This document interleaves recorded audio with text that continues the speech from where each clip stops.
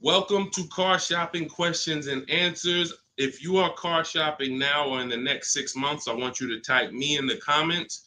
My name is Deshone the Auto Advisor. That's what I'm publicly known as. And all we do here is make sure that you know how to pay less than everyone else for cars. I'm very big on that. We spent the last 3 years helping people do this. And I spent 14 years in the car business before I started this. So I want you to start typing your questions. It's very important that when you're on this broadcast, you are locked in. Block out everything else. There's a lot of stuff in this world that wants to distract you. When you are distracted, you pay more money. That is what happens. When you are distracted, you pay more money. The people who get the savings, the people who know how to pay hundreds, thousands less than everyone else are locked in. So if you're locked in, I want you to type the lock emoji, or I want you to just type locked in, and we're going to get this show on the road.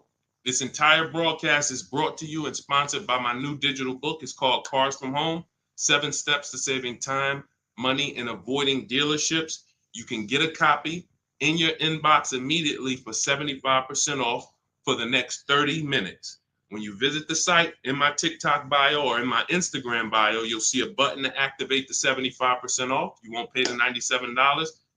In YouTube, you guys will see a comment posted for you guys. I have a link pinned for you.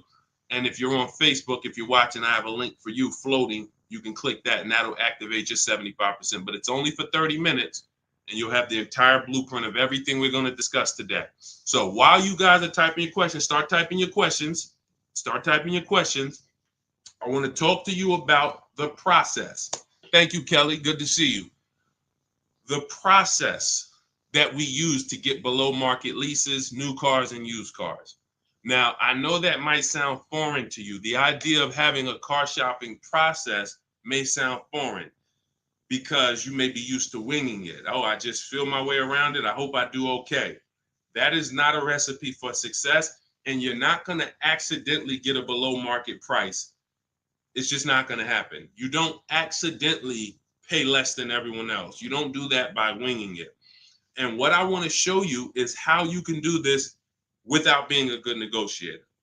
So we use a 7-step process. That's why my book is called Cars from Home. You can already hear our process is at home. Who likes being at home? Hit the like button if you would rather spend time shopping at home than in a dealership. Hit the like button. Our process is called Cars from Home for a reason. All of your leverage, all of your control is from home. There is no power in the dealership. That's why the only time we're in the dealership is to look at cars, to test drive, and to go home. That is what we are there for. To look at cars, test drive, go home. We are never there to buy or negotiate because you have no leverage in the car dealership. So all of you, if you're like Deshone, I'm glad. Like, I hate being in car dealerships. You're going to love what we talk about over the next hour if you lock in. If you lock in. Again, if you're locked in, I want you to type the lock emoji, or I want you to type locked in, because I only want to talk to the people. I'm only talking to you. There's tons of people that's going to come through this broadcast. They know they're buying cars this week, this month, next month. They just going to wing their way through it, and they can't lock in. And I pray that we can get them to lock in so that they can see. Because listen, watch this. What y'all going to see me sharing throughout this whole show is really the people who've been locked in before you guys. Look, people like Adina. She just graduated, got her 2024 Hyundai Elantra. She decided the lease was the best way to go for her. She's paying $365 a month, no money out of pocket. $365 a month. I know people right now. In fact, this reminds me when I was young, when I had my first, I got a Pontiac G6 lease. It was $256 a month. A friend of mine bought a car just like this, a Toyota Corolla. They were paying $500 a month. So you talk about 365, 500 and change. These are major. And now to buy a Toyota Corolla will probably be more like close to the $600 a month to buy a new one. So we're going to talk a lot about our structure here. So let's get into it. Dolan, I see we getting questions, but let me, as we get the questions, let me, matter of fact, let's go. We'll start with the questions. No, bring it up. Because as quick as people type questions, I'll get to them. So this one's from TikTok. I practice what you preach. lease and get the lowest payment and under warranty, it's great. I stay there all day at the dealership until I get my price. See, now that's the only part. I love the first part of what you said. The second part, we don't do. And I'm going to tell you why. You don't know what the bottom is. Every dealership's bottom is different. And what they want you to do is they want you to think, again, if this is your first time on a live with me, I want you to type the number 1. Type the number 1 if this is your first time ever on a live stream with me, with us, first time. You may not be familiar with what we teach here. So let's get this out of the way. I don't spend time in car dealerships, and I teach people not to. I'm going to tell you why. Welcome, Kellyanne. Okay, welcome. You came in giving gifts, and I appreciate you. So check this out. Here's why you never want to be in a car dealership negotiating. You don't know what the bottom is. Every dealership's bottom is different. I know they may have told you every Nissan dealer is the same. It's like the Apple store. So just go to whichever one's closest. That's not true. Every dealership is independently owned and operated. They're an independent franchise and they're competing. That is what dealerships do. So here's the dangerous part. Here's the dangerous part about negotiating with one dealer. So you take somebody who, what do y'all think is a good, let's just say, right? Example. Let's take a car that is $40,000 car. What do you think a good discount would be on that? What do you think a discount where you'd be like, okay, I think that feels right. Let's throw out some numbers. I told you, stay by your keyboard, y'all. Let's go. Let me talk to people that's locked in. You're looking at a $40,000 car. What do you think a good discount is on that? Good discount. Just throw a number out there. Some people don't know. 35, okay. $5,000 off. Okay. We'll get to you, Theo. I see you. Okay. $5,000 off. Okay. Let's go. Kelly Jean, you locked in today. I'm okay. $2,000 off. Okay, Atlanta lawyer. Okay. Now watch this. So somebody said 2,000 off. Somebody said 5,000 off. Watch this. Now Tiffany gets a $40,000 vehicle. Look, MSRP was $44,820. She got $6,538, $30 off. Now let me tell you how she guarantees that's the best deal. Multiple offers. If you're in a dealership where the market price of the vehicle is everyone's charging $5,000 over sticker, $3,000 over sticker, $8,000 over sticker, then maybe a $2,000 discount is the best in the market. But there's no way for you to know that without multiple offers. Like, look at Eddie. Eddie's shopping for a Toyota. He bought it. This was last year. He bought it and he said, look, I went with the perfect purchase route, which is a strategy I teach. 2023 Toyota Camry hybrid with all the bells and whistles. Initial quotes were over 10,000 over MSRP. So if any of you are familiar with this vehicle, the Toyota Camry hybrid, dealers were charging people ridiculous money, and they still are. He ends up getting a $2,086 discount after he looked at multiple offers. That is the name of the game. You can't, because now let me show you a little bit more of why we must get multiple offers. You can't feel for the bottom. Look at this. When you look at somebody like Kimberly shop, she gets a matter of fact, oh no, we just had somebody I want to share with y'all because she saved more money than anyone else I've ever seen. Did I bring her deal in here? Did I bring her deal in here? Hold on one second. Yes, I did. So this is Milligan. This was last week. It was a couple days ago. She gets a 2024 Mercedes EQE. It has a $79,000 list price. $79,000 list price. Now, if she would have went in there and said, well, I'm just going to negotiate my way in, and I'm just going to, let's say she got $8,000 off, $10,000 off. Who would feel like that was a good deal? You go in, you're looking at a $79,000 Mercedes. You know, does your gut tell you that's a good deal, or you want more? 10,000 off.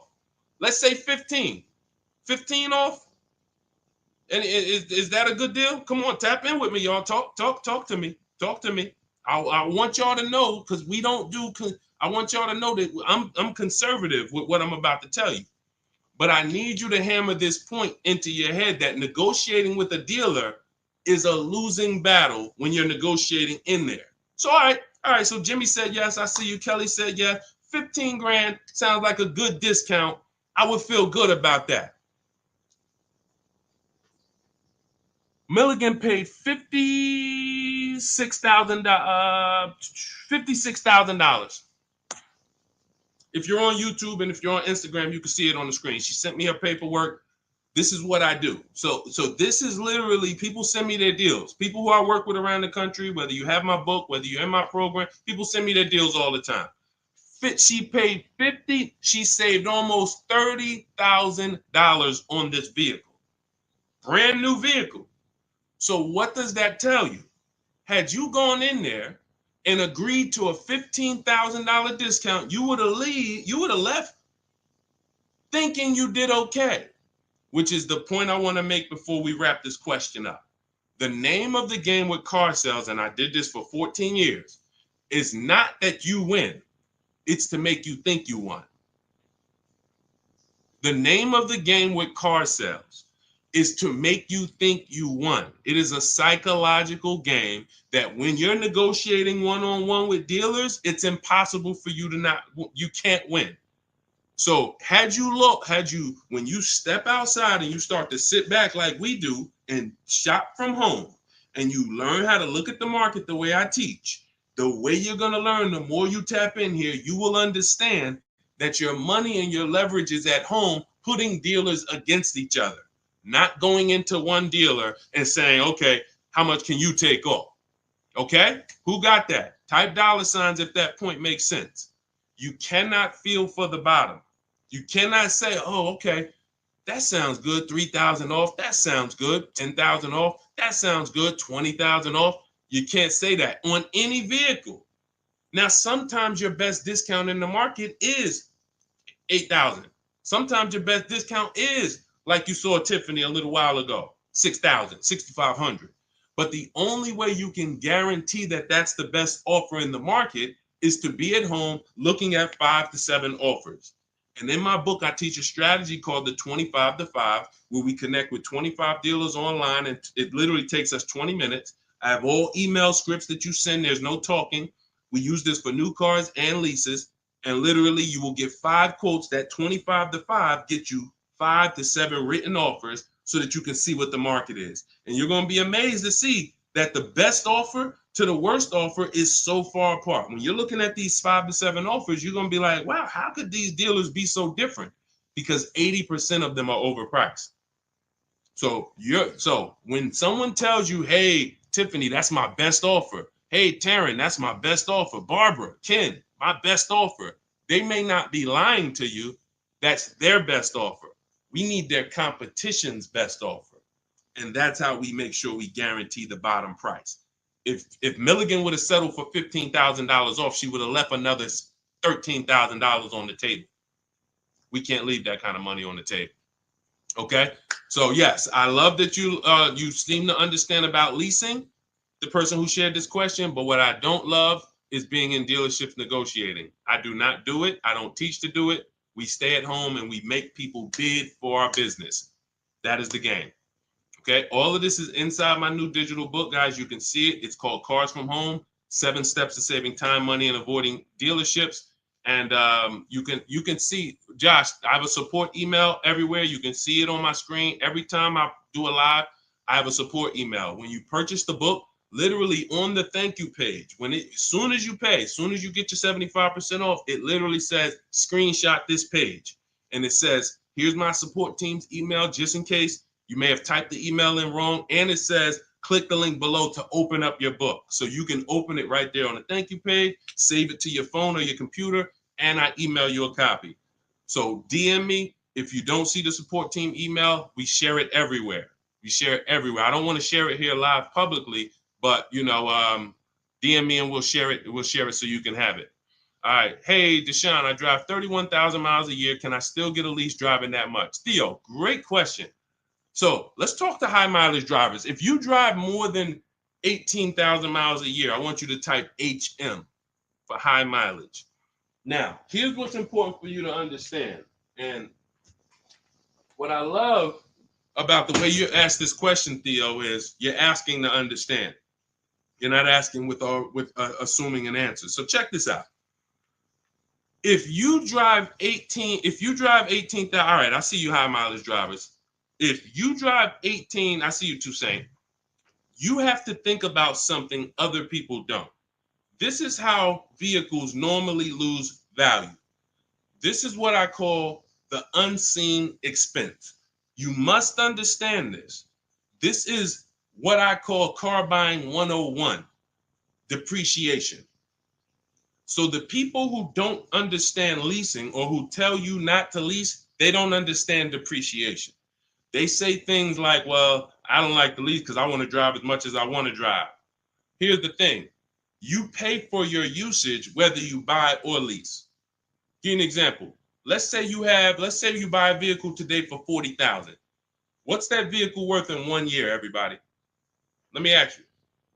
Throw a number out. You buy a vehicle today for $40,000. What is it worth in 1 year? Average miles driven, 12,000 miles per year. What is that vehicle worth? Is it still worth 40? Is it still worth 40? No. Right, exactly.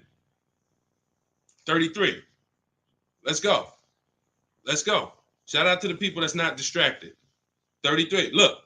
So now that's a good estimate. You look and you say, all right, that's 40. This is 33. That's 1 year of time I lost $7,000.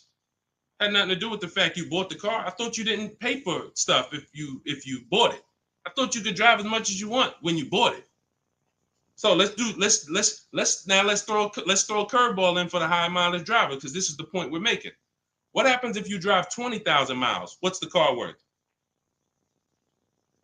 What's the car worth? Instead of average miles, where like, okay, it'd be worth 30. You drive 20,000 miles, it's probably worth 30. Instead of 33, it's probably worth 30. You lost 10 grand of value. So the more you drive, the more you depreciate your vehicle. Does that make sense? It doesn't matter if you leased or bought. If you buy a vehicle for 40 and you put 100,000 miles on it in a year, that vehicle's worthless. You go around and you try to sell it, it's probably going to be worth $12,000 or whatever, $15,000. You destroyed the value with the amount of mileage you drive. So now once you see that, now you can get that, all right, I'm not off the hook just because I paid for my car and I didn't lease it. I lose in the form of depreciation depending on how I use this vehicle. So that's the basis for us to discuss leasing versus buying. And when you look at leasing versus buying, here's what we're asking ourselves. This is step one in my book. We don't do anything else until we pass this step. How many years are you keeping the next vehicle? How many years are you keeping your next vehicle? Type into the chat. Those of you who are shopping, I want you to answer this. How many years are you keeping your next vehicle that you're going to be shopping for? 8 or more, or less than 8? This is called the 8-year rule. See, I get a lot of people, and I see a lot of you ask, hey, I'm looking at a Porsche Macan. Should I lease or buy? I'm looking at a Rolls Royce. Should I lease or buy? I'm looking at a Honda Civic. Lease or buy? It's the same answer. How many years are you keeping the vehicle? Because here's what you need to realize. You're going to lose the most value in 5 to 7 years. But after 5 to 7 years, after 7 years, the depreciation cools off and you start losing little value. Who has a vehicle outside they've had for more than 10 years? Type me. You got a vehicle in your driveway right now. You've had it for more than 10 years. I want you to type me in the comments. And we don't get many people nowadays. People are not keeping vehicles that long anymore. Okay, I see. Kelly Jean has one. Tiny Boy, I see you. All right, Naturally Dope. Okay. If you got a vehicle right now in your driveway, you've had it for more than 10 years, type me. Okay, I see you, just be you.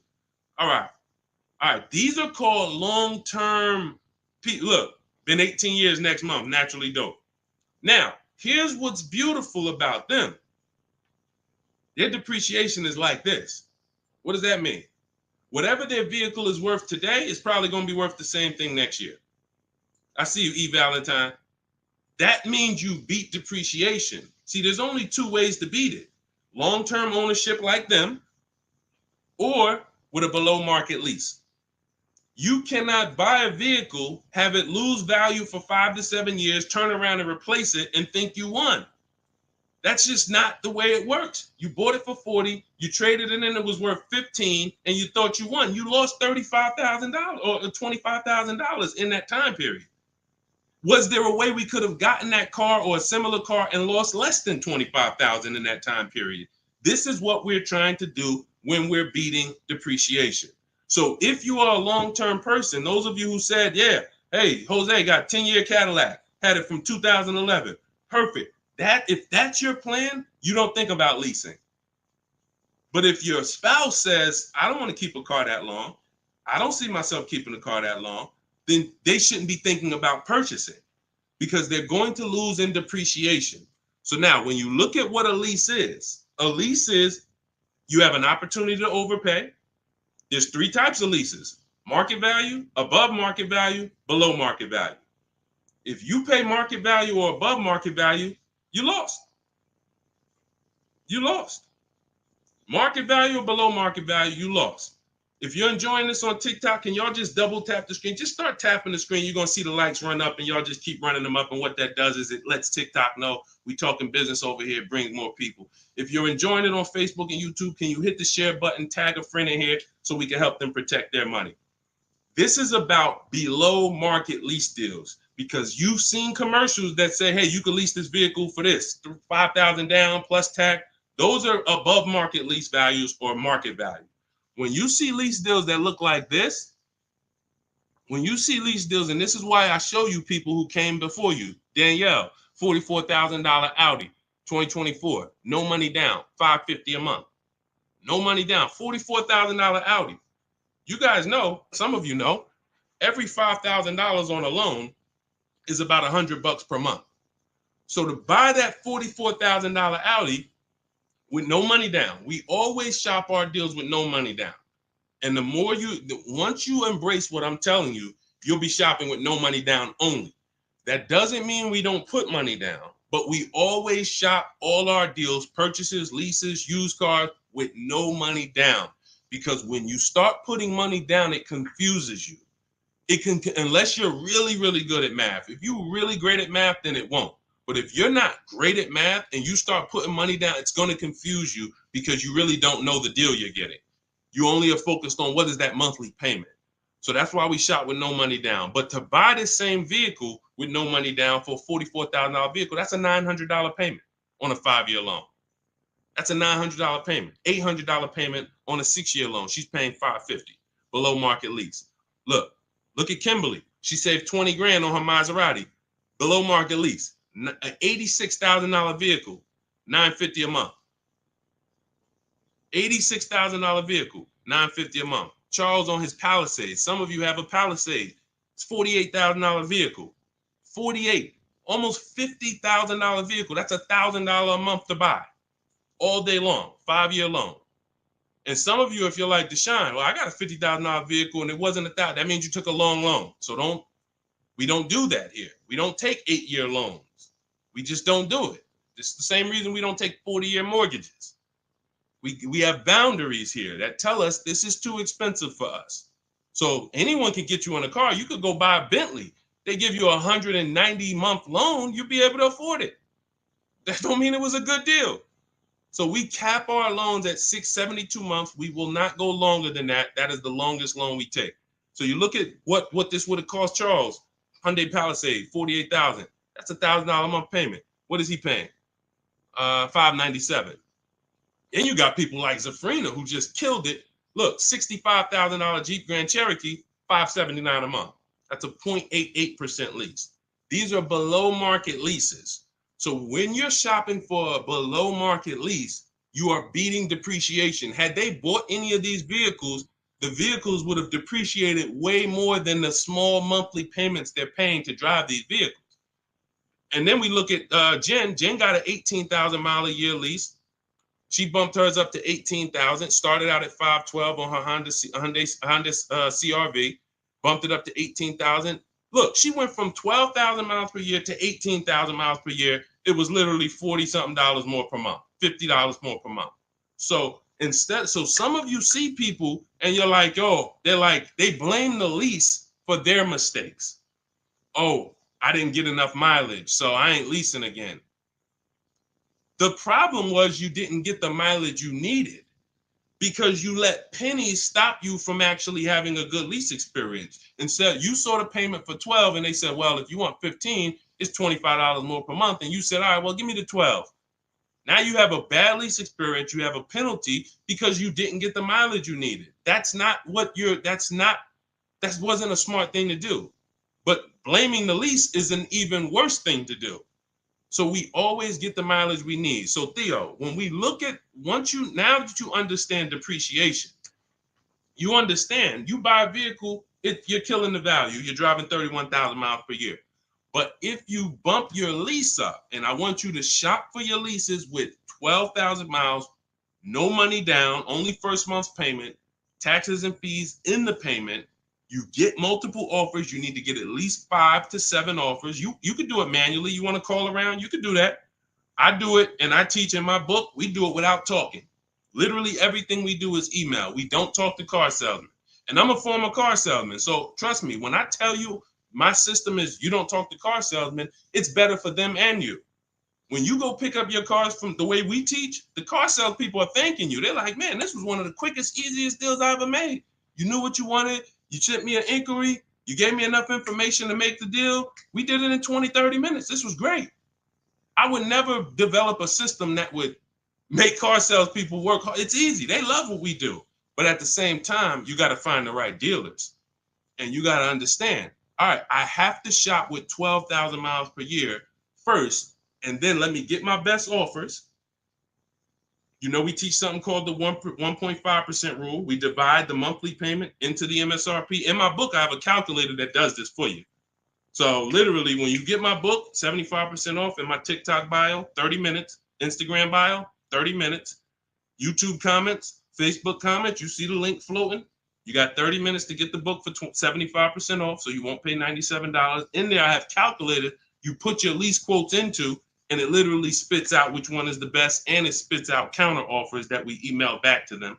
So once you do that, you find your best deal. Is it 1%? Is it less than 1% like Zafrina's? Is it 1.2, 1. As long as it's under 1.5, out of all your offers, you need to have 5 to 7 offers. If it's under 1.5, now you got good value. And now you ask them to adjust it up to 31,000 miles per year. You can absolutely do a high mileage lease. And you are going to spend less if you're a short-term driver. So I told you guys, if you were on the stream the other day, I talked about the guy that came in. He's the one taught me this, a customer. When I worked at Hyundai, I was a manager for a little bit. He came in, he had a high mileage lease on a Hyundai Sonata. I had never seen it. He had 72,000 miles on the car. And I was like, hey, you leased this? He said, yeah, I always lease. I'm in sales. He said, I used to buy my cars. I would always have negative equity. I had to do big down payments. I hated it. I started doing just a high mileage lease. He was only paying like $150 a month more than the normal lease for 25,000 miles a year. So instead of coming in with $10,000 or $12,000 of negative equity because he put so many miles on the car, he pays $150 more, drives as much as he wants to drive, comes back every 3 years, gets a new vehicle. He's not tying up money in these vehicles. Now, for those of you who are going to be long-term, like the people who we just shouted out about 8, 9, 10 minutes ago, that is the deal. You do not lease. You're going to buy, keep that vehicle until the wheels fall off. That's the win. But if you're not keeping your vehicles 8 years, you're overspending by thousands of dollars not leasing. And we prove that over and over and over and over here. I want you to get from being stuck in the middle, either get to the lease side or get to the long-term owner side. Get out of the middle. That's where the depreciation hits are. That's where you lose in resale.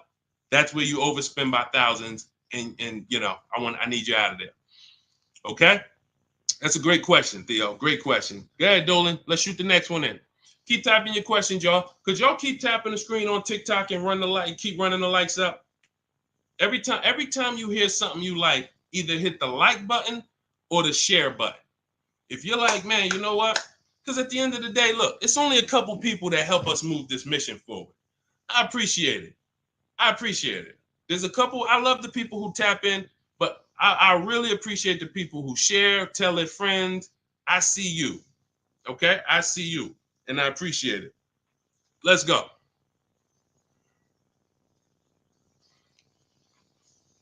Okay, this one's from Instagram. If you negotiate with the manager, can you save because you're cutting out the sales guy? No.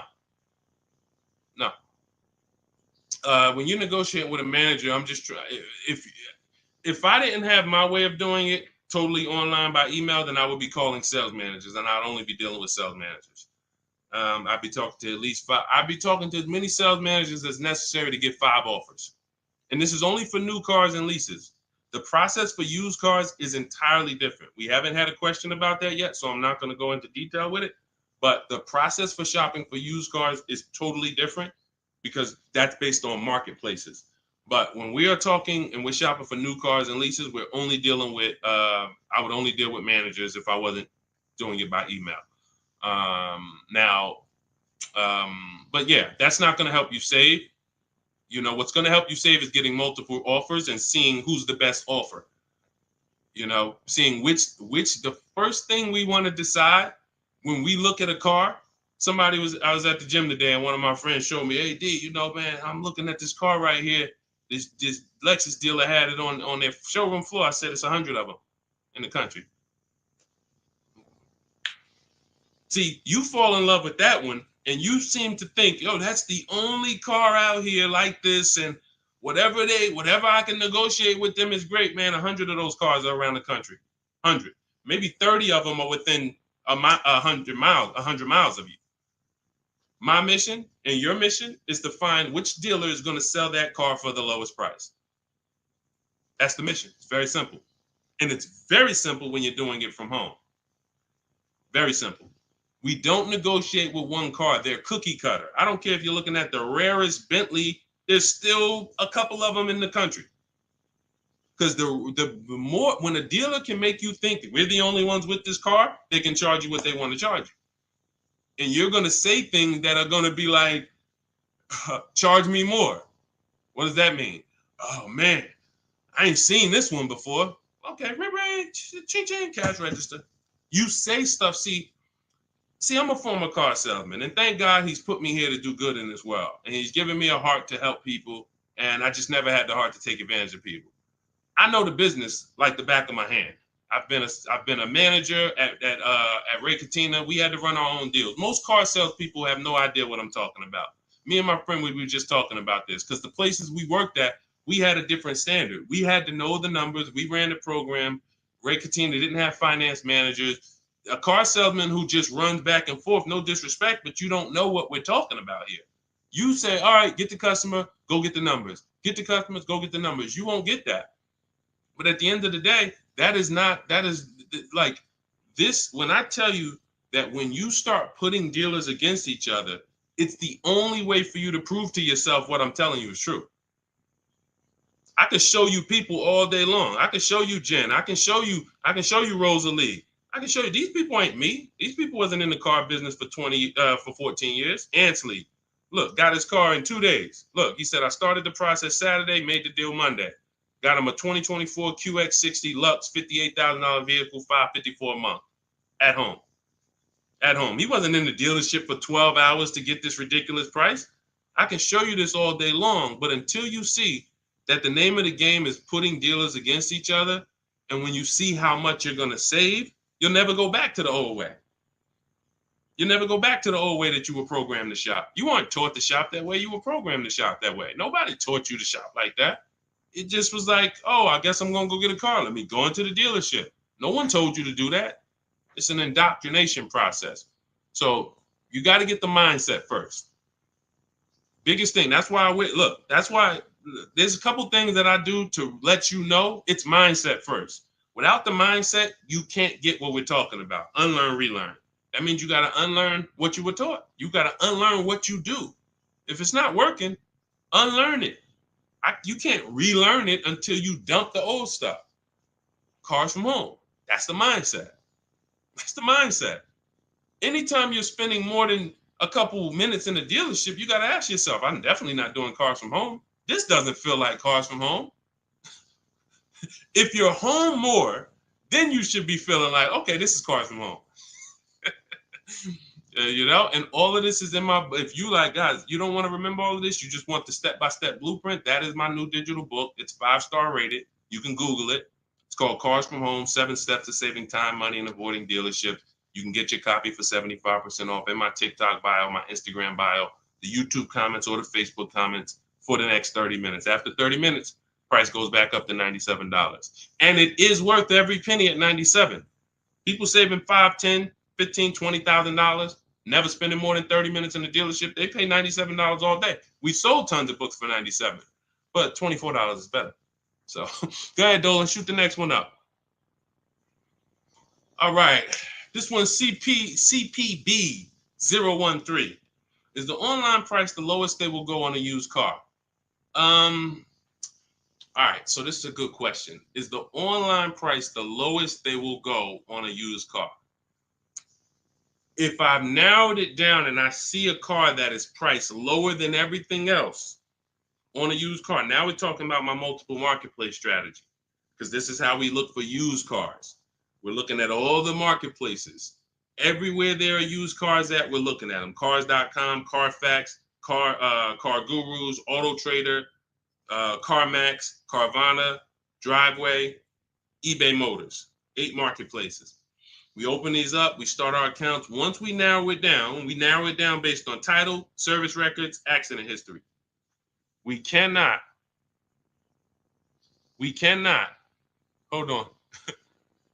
I got a feel TikTok is telling me, let me just, hold on. Can y'all still see me on TikTok? Give me a thumbs up. Give me a 1 if y'all can still see me on TikTok. Give me a 1. I just want to make sure. I just had a pop-up message on TikTok. All right. Thank you, Tiny Boy. Appreciate it. Okay, so you do not buy a used car without making sure you see the service records. There are a couple big things, couple major things when you're buying a used car you need to do besides price. I'm telling you this. We tend to focus on price. We must get a quality car and a below market price. One without the other is a loss. If you tell me, Deshone, man, I used your strategies, I shop, I paid below market value, I know it, I saw this was the lowest car within 100 miles, but the car is in the shop every 3 to 6 months, that's a problem. We lost. So we must get both. So we narrow this down based on service records. As of right now, Carfax is the only one I know that shows service records. So now you can pull this and you can use this on your actual, you can use this as a last case when you narrow it down. Now in my book, it's only one strategy I don't share publicly. It's my secret strategy to get free Carfaxes. I share everything else, but that's my secret sauce. So that's in my book. I'm not going to do that here. And I'm going to tell you why. One Carfax covers the price of the book. So, those of you who want my secret strategy on getting free Carfaxes, that's in my book. But once we get the Carfax, we can see the service records. If the service records aren't consistent, do not buy the car. That's my recommendation. I don't care how good it looks. I don't care if he tells you, hey, I used to change the oil. I changed it myself. Without proper service records, the engine could go before it was supposed to go. The transmission could go before it was supposed to go. Like, this is literally the worst thing you can do. And you don't want that. Okay, let that be a deal breaker. No service records, deal breaker. So another thing you do is you type the vehicle into Google. If you're looking at a 2017 Kia Optima, what you do is you type in 2017 Kia Optima reliability. Skim the articles. Just skim the first page. It don't take you 5 minutes. Look for any red flags.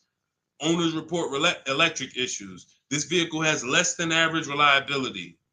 Once you skim that and you see you're either going to eliminate that vehicle or it's going to pass, after you do that, I want you to type in 2017 Kia Optima longevity. Now you're going to see websites that look at engines and transmissions and what owners say in the long term. And it'll say these vehicles may last 200 to 300,000 miles. This is how you get quality. Again, you cannot get a great price and then not a quality vehicle. It's a loss. We got tons of people, you may have had that issue. You felt like you were doing good, and then all of a sudden your car's having problems. Whatever price you paid for it doesn't matter. The car's having problems. So this is how we prevent that to the best of our ability. So you type in longevity, you may see owners report transmission issues at 80, 90,000 miles. If you're looking at a vehicle with 70,000 miles, isn't that important? Type dollar sign if you understand. If you're looking at a used car and it has 60,000 miles, you do that quick search I just said, and it says owners report transmission issues at 80, 90,000 miles. Wouldn't you want to know that? Quick search. This is 10 minutes to say this is free. Free things that take no time, that save you thousands of dollars and headaches and money and all of this. So now, once that's happening, we look at the prices. Now we look and say, all right, is this the lowest price on the market? All right. Are they going to charge any fees? This is what we need to know, CPB. Because some people will put a price online. Who's experienced that? Who's had a dealer that they saw a price online, they went in, and then it was a different price? Type me if you've had that happen to you. You saw a price online, you said, okay, price looks good. You go in, all of a sudden it's okay, but this and this, and then we got this, and then we got this, and next thing you know, you're $8,000 more than the price online. Happens all the time. How do we prevent that? We call before we go. We must verify fees before we go. So when I look at a price online, CPV, you got to understand something. There's two types of dealers. There's dealers who list used cars and they have no intention to sell the car at that price. They're going to bump the price up when you get there, and they hope you don't call. Because if you call, then they know you won't come. And in my book, I teach you how to call. We don't waste our time. We don't let anyone waste our time. While we're in a dealership that's wasting our time, the real best price car is selling to someone else. If you narrow it down to 3 cars and then you go see one and it's like, okay, Dad, you wasted my time. Now you come back and the other 2 that was really the best price, those are gone.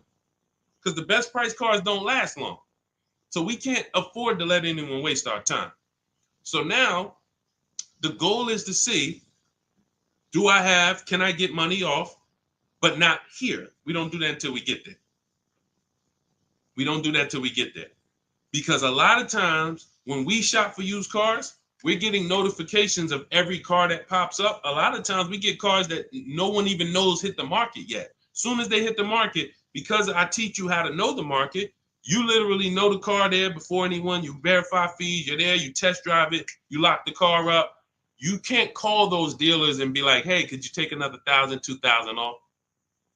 Because they're going to be like, well, we just got the car. We're going to give it some chance. And I'm going to give you another insider secret. Dealers use a tool called V-Auto. When we list used cars, we know what every used car is priced at around us. We know what every single used car is priced at all around us. So we know we're the lowest priced car in the market. When you're looking at that car and you see that's the lowest price out of all of them, that dealer knows they're the lowest price. So when you call them and you look for more money off and you're not there, you don't have any leverage. So we do that when we get there. So this is all in the process that we use. I talked to y'all at the beginning of the stream. We talked about process. Everything we do is a system. That's why we have thousands of people that you look all over my pages, you read those comments, you see people sold their leases. I made so much money selling my lease. Oh man, I got $10,000 off. Man, I got a deal that was $200 less than what I thought I could get. Look, I had, I think Vicky, who wrote into me? I think Vicky wrote into me and said, What's her name, Vicky? Okay, can you take that question off, CP? Dolan, so I can see this. Okay, yeah, it was Vicky. She said, "Hey, Deshone, thanks to your book and the methods, I was able to get my new lease for a 2024 Volkswagen Atlas for $175 less a month than my first quotes. I did it all online except for picking up the car. I put no money down other than first month's payment and DMV. I saved over $6,000 over the life of my lease listening to your tips, using my scripts. My negotiating scripts, you don't talk, you're typing, you're copying and pasting. So if you have it, if you can't copy and paste, this ain't for you. If you're not good with a computer, you can't visit websites and copy and paste. This isn't for you. But that is the name of the game. That is the name of the game. Like, it is all about having a process, not winging it. This is a 5 and 6 figure transaction. You wouldn't wing a home purchase. I don't care if you found the least expensive shack in the country. You found a shack that was $40,000. And you're like, man, I want to buy that shack. You wouldn't wing that process, right? You wouldn't be like, oh, you know what? I can handle it. Forget the attorney. I don't need a realtor. I don't need none of that. I'm just going to go and, no title company. No, there's a process. Doesn't matter. Even the least expensive house. So if you treat car buying here like you treat home buying, if you treat car buying like you're buying a small house instead of a big TV, that's how people treat buying cars. Then people come in, hey, honey, look outside. You bought a car? Hey, I went down. I told you, I told you I was just going to get milk, but I stopped by the dealership. I knew you was out for a couple hours. What happened? Like, how'd you buy a car? Well, I stopped by the dealership. I saw this thing and I just had to make it. You made a $30,000 transaction in minutes. It's like it's a big TV, like you bought a 90-inch TV home. Look, honey, but I got a car, something that costs $50,000. I did it in a couple hours. This is why we're losing. And so part of what I got to do, y'all, I got to tell you the bad news. I got to tell you the bad news so that you can get to these prices. You're not going to get to these prices unless you realize that everything they taught you to do was for them to make more money. Once that clicks, you come over to our side and you join our side, and we'll just, you'll be winning for forever. New cars, used cars, leases, high mileage drivers, don't matter. We do it all. All right, go ahead, Dolan. All right. I'm in 3/6 years in my finance car. Okay, it looks like you're about halfway in, and would do anything to pay less than $660 a month. How do you feel about refinancing? Okay, so there's a right way to refinance and there's a wrong way. Refinancing should be you qualify for a better rate now, but you don't want to stretch the loan out. And I'm going to tell you why. Most of the people who want to loan you money, they want you to take it longer. I make more money lending you $40,000 for 8 years than I do for 3 years. So the longer you take the loan, the more I'm pretty much guaranteed to be all right. If you pay for 2-3 years, a lot of that is going to interest. So by the time you get to halfway through, you still owe a good amount on that vehicle. So most people, when they refinance, they call and they're like, okay, well, what's the lowest payment I could refinance into? And then they'll stretch the loan out. And that ends up, like, let's say if you paid 3 years already.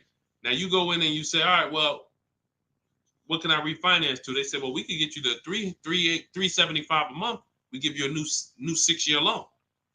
And now people be like, oh, well, I like that better. But you already paid for 3. What's 3 plus 6? 9 years.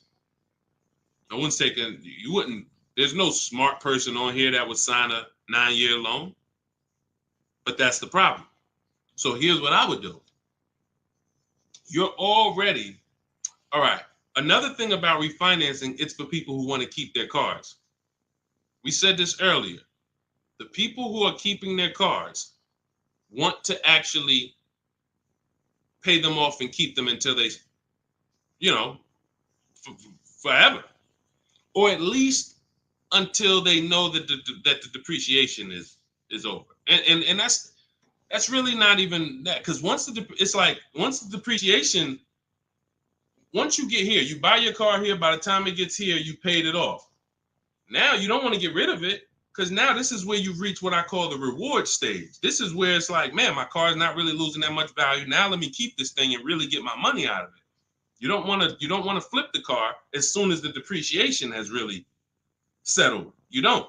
So if you're planning to keep that car and keep it 8, 9, 10 years, then you refinance, and then you say, all right, I'm just going to make sure I got the best loan. But I would recommend you refinance and pay the highest payment you can to pay off the car quicker, not stretching the loan out. It's just you're paying more. It may seem like, okay, yeah, I'm paying less, but you're paying more. You've already paid for 3 years. They stretch you out another 5 years. That's an 8-year loan. You paid on the car for 8 years now. So what I would look at is, if you're not a long-term person, if you're not keeping your cars 8 years, you should be flipping out of that car into a lease. You should literally we have a process we call the equity assessment. Some of you know there's a word we don't use here. It starts with a T. Who knows? Because I know we got some new people on here. If this is your first time, you wouldn't know this. But there's a couple people that tap in with us regularly. They locked in. They becoming below market masters. A lot of them have my book already. So there's a word we don't use. It starts with a T. See if we got anybody on here that know. Thank you, Terry. Trade. Yes. Thank you. Way to go. I love the people who are locked in. I'm always going to listen. I'm always going to give y'all extra attention, because y'all are the ones. It's a lot of distractions out here in this world. A lot of people want you reading news articles and all of that. While you doing all of that, people charging you more money for everything. Stuff you didn't have to pay overpriced for this car. But because you didn't tap in and lock in, now you just went and did it over. So yes, we don't trade. So what you would do is you would do an equity assessment. We go to cash buyers. We use 6 buyers right now online. CarMax, Carvana, Driveway, KBB Instant Cash Offer, and AutoNation and Car Gurus. That's 6 cash buyers. They compete hard. 3 of them link you to a local dealership for a cash offer. 3 of them are online car buyers for cash offers. And these are people I've helped hundreds of people sell cars to these people. I've sold my car, my mother's car. We both sold our leases, and I ain't gonna tell you what I made when I sold my leases, because that's when the market was high and every car was worth $7,000 to $12,000 more than it's worth today. You know, I'm so glad we look back and we helped a lot of people cash out and benefit from that market. That's no longer here. That's over. But there was a 3-year run where we were selling leases and making literally 5 figures. It's amazing. But anyway, the point is, you want to do an equity assessment. You want to let these cash buyers bid for your asset and see what's the most you could pay. You're not going to get money. You're not going to get these numbers on trade. So once you do that, you see how much you can pay. Now, we were switching to a lease. You get a below market lease on something, you drop your payment very simply. Very simply. You going into another finance though, it's going to be difficult for you to do that. It's going to be difficult for you to do that. Let me see the woman I had who went. She just did this. She literally just did what I just laid out for you. And let's see, what was her name? Melissa. Was it Melissa? Yep. So Melissa said, you see this a couple days ago, she said, I took possession of a 2025 Honda Pilot EXL. She realized, you know, she wasn't a long-term person. She's not keeping her cars 8 years. She's losing on depreciation. Once she learned that, she said, Deshone, I'm following the strategies. I'm flipping into a lease and I'm going into, leasing like a boss. She ends up leasing. She now gets her equity assessment done. She finds out she has $12,000 of equity in her old car. $12,000 of equity in her old car. Now, after she does her equity assessment, she says, all right, let me get my offers for my Honda. Let me see the dealer that's going to sell it to me for the lowest price. If you're on YouTube, if you're on Instagram, you can see this. And I can't share this on the other platforms because it doesn't let me. But if you're on YouTube, you can see Melissa's whole deal that she sent. So she ends up She ends up leasing $597 a month. She got a 15,000 mile a year lease. The Honda was, I believe, close to $50,000. Yep, it was close to $50,000. She has a $12,000 check coming that she's gonna put in her bank account. Now she was used to just flipping that over to the next car. That's how they get you. See, hold on, I got it. That's how they get you. She's used to going into the dealer. What's my old car worth? Who's done this? If you'll be honest and say, ouch, you've done this. If you can't say amen, say ouch. That's what my old pastor used to say. Can't say amen, say ouch. When you look and you go, what's my old car worth? I want to use that for a trade. I don't want to put no money down. That's why I got my old car. Now what'll happen is that old car, you just flip the finance, and now when you hear the payment, it's like, okay, I guess the payment's not that bad, but you don't realize your old car was a $10,000 to $12,000 to $15,000 down payment that just stacked their profit, and now it's all types of bad. It's because it's too much money for a person to control. It's too much money. When you go into a dealership to trade and you need a loan, that's 3 transactions you're giving to the dealership. 3. That means I want to sell you my old car. That's 1 transaction. And instead of me making people bid for my old car, I'm just going to give it to you. I'm going to just have you be my only offer. Even though I know, well, you don't know, that's why you're not doing it. Even though there's tons of other companies who want to compete to say, hey, wait, we'll pay more than that. We'll pay more. They're giving you 10 for the trade. We'll give you 13. We'll give you 12. Like, you don't know these people exist. So you're now giving that to the dealer. Now you say, and I need a loan. You don't realize there's banks and credit unions that want to compete all around you. Hey, we could do a better rate than that. We could do a better rate than that. In my book, I teach something called the bank bidding war, where we have all of these people bid for our loan, and it doesn't affect our credit. There's a particular way we do this. It's a bank bidding war. They give you a window to shop. Now, you can't let dealers run your credit and just run you, that's different. I'm talking you rate shopping. But you're giving that transaction to the dealer without shopping it. And then you're buying a car from them, even though there's other dealers who have the exact same car that you're not getting prices from. That will sell you the car for $3,000 less, $5,000 less, $8,000 less, $15,000 less. You won't know that because you're just dealing with this one person. So that is what happens most of the time. That's why when you step into our way, you see it's totally different. You can't even mix what we do here with how y'all do it. You can't. It's oil and water. So that's how Melissa did it. The same way I just told you to do it. She said, you know what? I'm not buying these cars anymore. I'm not keeping them 8 years. If I'm keeping a car 8 years, then I'll shop to buy again. Again, for those of you who just came on the stream, if you are keeping your car more than 8 years, your next car, you shop for a purchase. New car, used car, purchase. But if you cannot tell me 100% you are keeping the car 8 years, you should be shopping for a lease. It's not even close. The prices paid, the quality of vehicles driven, as long as you're getting the right mileage you need, it's the best thing ever. New cars, and we're paying cents on the dollar compared to everyone else. But you have to bid these out. Can't walk into a dealer and say, hey, work me a lease out. You're never going to get these prices. Never. Go ahead, Dolan. Next question. All of this, for those of you who like Deshone, listen, I love what I'm hearing, man. It's no way I'm going to remember all of this. You get that's all. This is all in my blueprint. I'm not winging any of this. Everything I'm teaching is out of my step-by-step book. It's a digital book. It's called Cars from Home, 7 Steps to Saving Time, Money, and Avoiding Dealerships. You can get your copy for 75% off for the next 30 minutes. Now, if you visited the website already and the timer started, that means once that timer hits 0, it's not, you don't get 75% off. It goes back up to $97.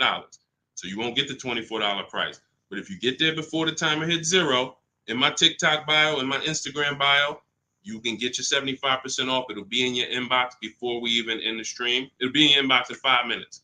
Now, also, we have a link in the YouTube comments pinned for you to activate your 75% off, as well as a link floating on Facebook or in the comments for you to activate your 75% off. But once you get your book, I want you to screenshot the thank you page. One, it says right here, click below to open your book. So you can open the book and save it to your phone or your email right there. But then I also email you a copy. But sometimes you type your email in wrong. We have a great email system. We've delivered over 10,000 books, but we can't send a book to the wrong email. And that's what usually happens. So I want you to screenshot that page so you'll have my support team's email. And depending on where you're watching, you'll see the support email on the screen. But this is only for book delivery. This is not for questions. I don't do questions through email.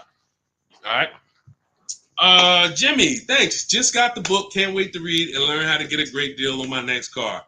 Congratulations. Use it, win. Follow it step by step. Don't change a thing. It's like McDonald's. I promise you. The reason why we have hundreds of people, I've worked with 2,000 people personally, and we probably got thousands of people that I don't even know about. Hundreds that have written me, text, DM me, emailed me. But I know we have thousands of people who've used our strategies to get below market prices and enjoy the car shopping process. Like, enjoy. How about that? How about, yeah, great to pay below market prices, great to save thousands of dollars. How about enjoying something, enjoying a process of something that you're about to spend 5 or 6 figures on? Not like, oh, just get me out of here. I've had people who I've seen them. I see them at the dealership when I was in there. They can't wait to get it over with. Oh, I hate this. It's a shame. It's a shame. We enjoy car shopping. When you're in control, when you're making people bid for your business, when you see companies, banks, dealerships fighting in your inbox, hey, look at my offer. Look, hey, can we anything we can do? When you feel like that, you see you are the prize. You see, you're the prize. Your business is the prize. The way we shop, we're the prize. You know, the way you've been taught to shop, you're begging. You're just begging. Come on, can you take off another 1,000? Come on, you really gonna lose a deal over, $20 a month? Come on, I know you could do better than that. You're begging. Mm-mm. Mm-mm.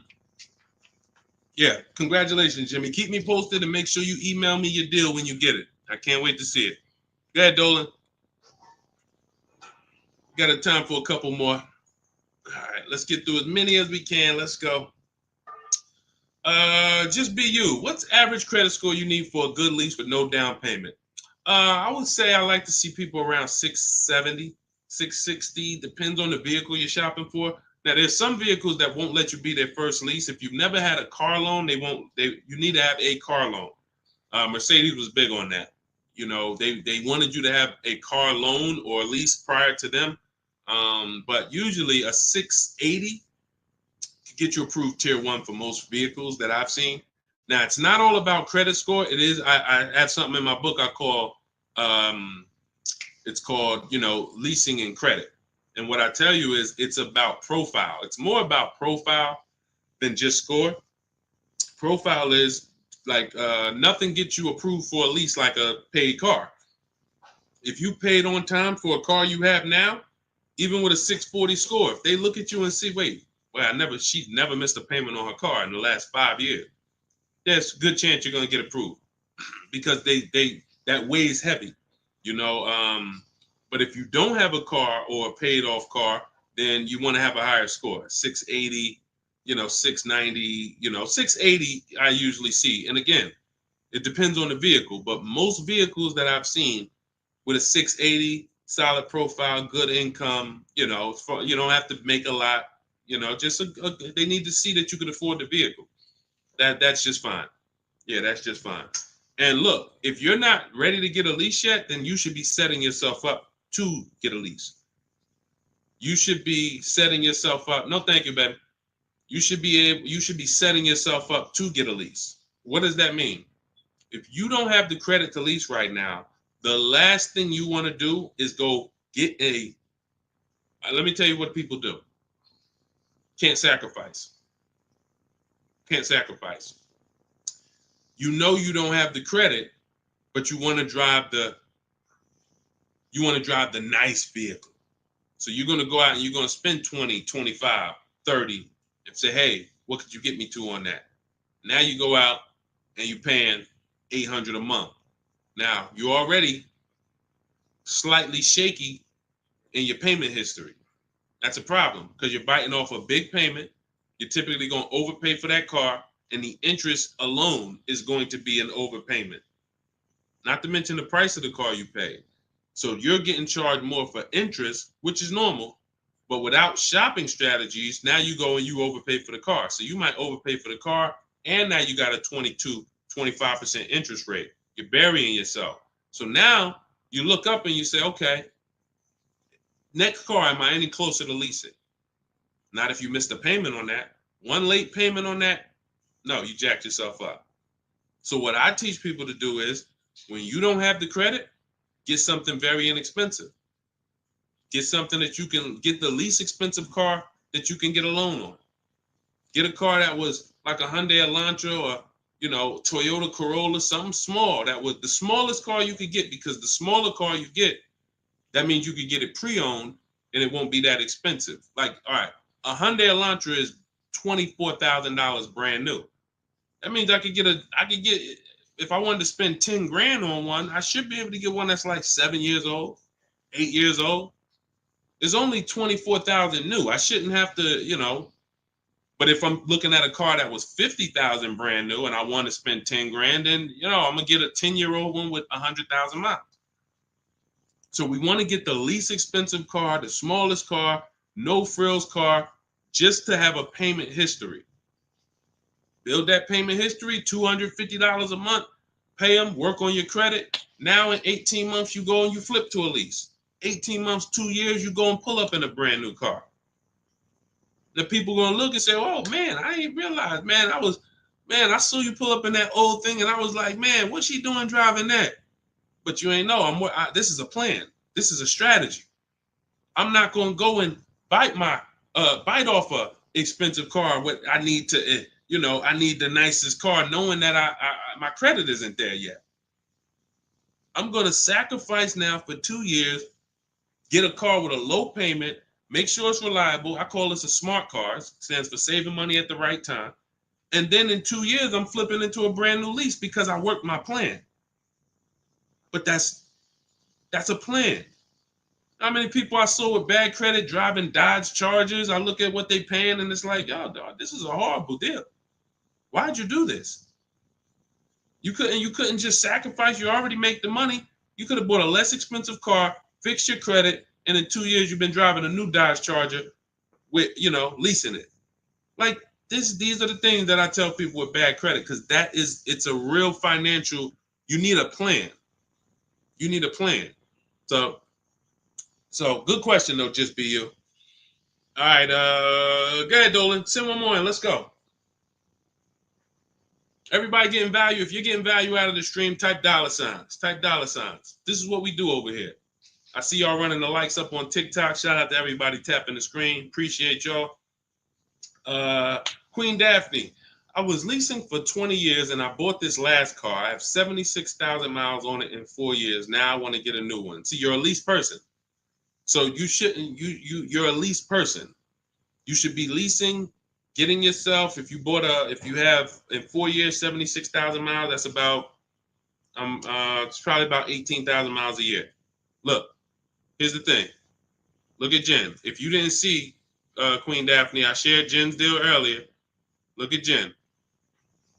She got the exact lease you need. Look, finalized my deal this evening. Honda CR-V hybrid, very popular vehicle. 39,155, 512 a month at 12K. We always shop 12K with no money down. It was a 512 a month payment. That's a 1.3% lease. 512 on a $39,000 vehicle. So now once we shop our deals for 12, that's when we adjust with the dealer who wins the bid. Whatever dealer wins the bid, now we adjust the mileage with them.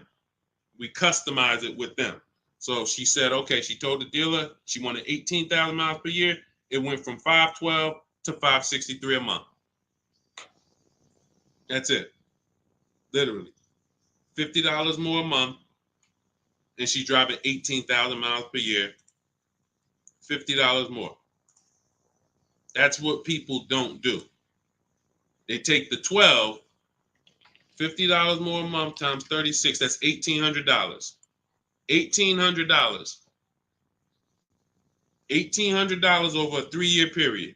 $50 more per month. She gets what she needs instead of a person who says, well, I really needed 18, but I got 12. So you got 6,000 less miles than you need. Multiply that by 3 years. That's 18,000 miles over you're going to go. At 25 cents per mile, you're going to be charged. 18,000 miles over at 25 cents per mile is $4,500 penalty. This is what we call penny wise, dollar foolish. Penny wise, dollar foolish. I'm going to pay $4,500 at the end to avoid paying $1,800 over 3 years. Y'all understand? You understand? It's always about getting the mileage you need. It's always less expensive to get the mileage you need because people think they can avoid that. They think, some of it is the dealer's fault and some of it is the person's fault. The dealer may lie to them and say, hey, if you go over mileage, don't care, just come back and we'll get you out of it.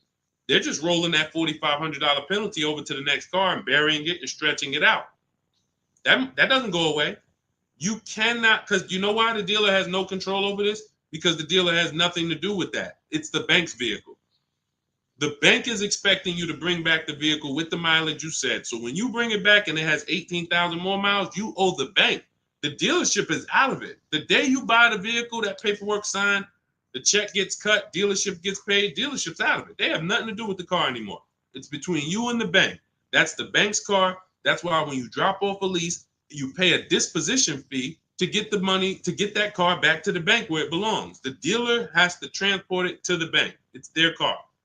So it's always, we always shop for what we need. And it's a small amount of money. So what you do, Daphne, is you do your equity assessment. We talked about it. If you missed it about 10, 15 minutes ago, you can go and watch the YouTube replay. Or if you want everything I teach step by step in my book, it's in my digital book. You can click the link in my Instagram bio or in my TikTok bio. You get 75% off, so you get the steps for $24.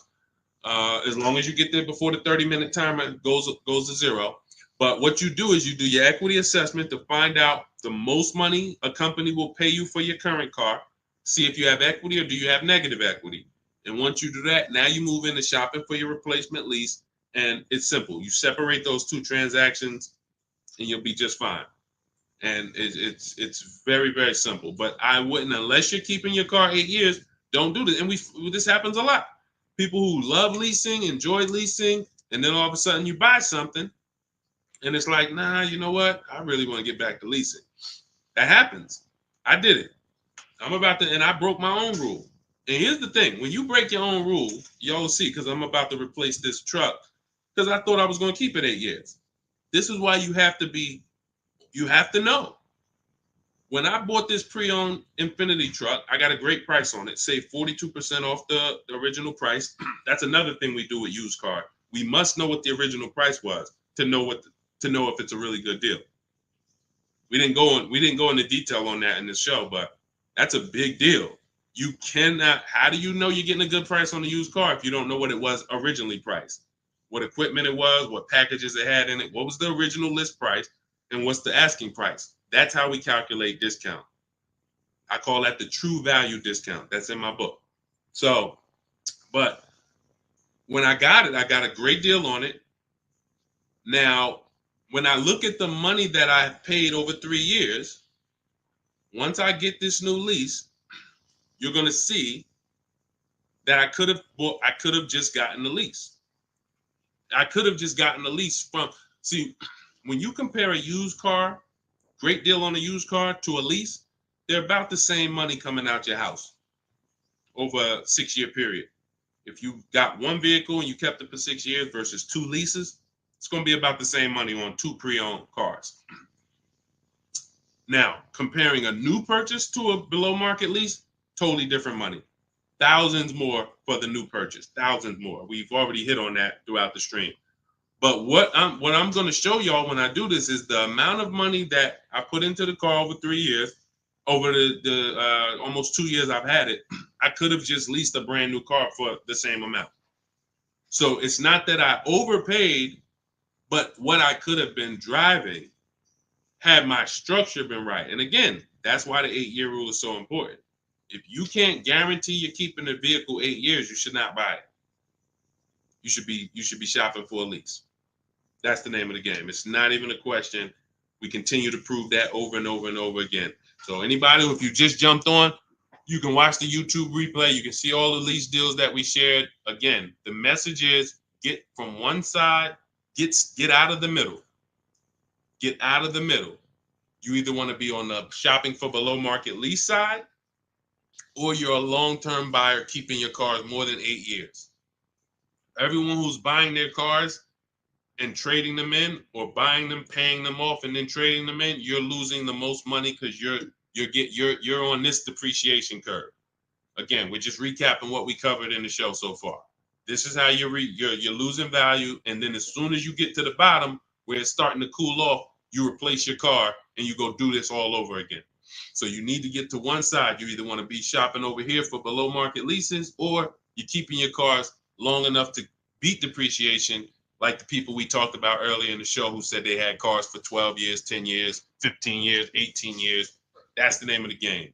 You don't want to be leasing and then buying the lease. You're mixing them. You don't want to be buying the cars and then replacing them before they're paid off. You're stuck in the middle. So let's get in the right structure. Again, all of this is out of my new digital book. It's 5-star rated. It's called Cars from Home, 7 Steps to Saving Time, Money, and Avoiding Dealerships. It is the blueprint for below market leases, the blueprint for below market used cars, new cars, high mileage drivers, high mileage leases. Everything you need is in there in a step-by-step fashion, making banks and credit unions bid for your business instead of just going with one bank. Rates are high. Whenever rates are high, you need to be shopping rates. Even when rates are low, you need to be shopping rates. And you're not, this is all money. 2 points on an interest rate literally could be $2,000-$3,000. That's big money. So we need to know this. All of this is in the book, and you can get your copy for 75% off. It is a digital book. So anything that happens new in the industry, I update it. Example, Vroom went out of business. Vroom used to be on our list of people to sell our cars to on the equity assessment, and they were on our list of pre-owned cars. When we would shop for pre-owned cars, Vroom was on our list. Vroom went out of business. I went right into the master file, updated it. Everyone who opens up the book, you never saw Vroom since then. I couldn't do that with a print book. If I had 10,000 copies in print in people's houses, how do we update it when these companies go out of business or when a new website comes into the market? So with a digital book, we do that. You get free updates for now, and that's what we've been doing. So 30 minutes only. Once the timer hits 0, the price is $97. Once you get to, before you, where can you go? TikTok bio, Instagram bio, Facebook link in the comments, or it's floating, YouTube pinned comments. Get there, get your copy for 75% off. And please send me your deals. When you make your deals, send me pictures of the car, send me the details. I can't wait to see it. All right, we'll be back for another stream. Shout out to everybody who checked in. Shout out to everybody that was locked in. God bless y'all.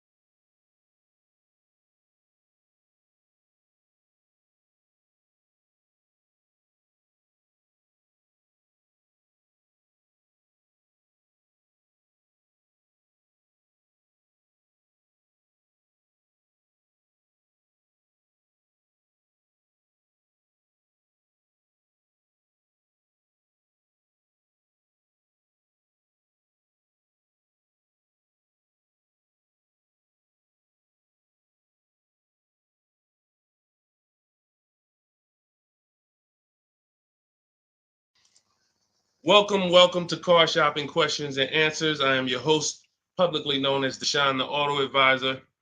We do these shows throughout the week to make sure that you guys know how to have a process to get below market deals. There's three types of prices you can pay with any car: market value, above market value, below market value. Below market value is reserved for the people who have strategies.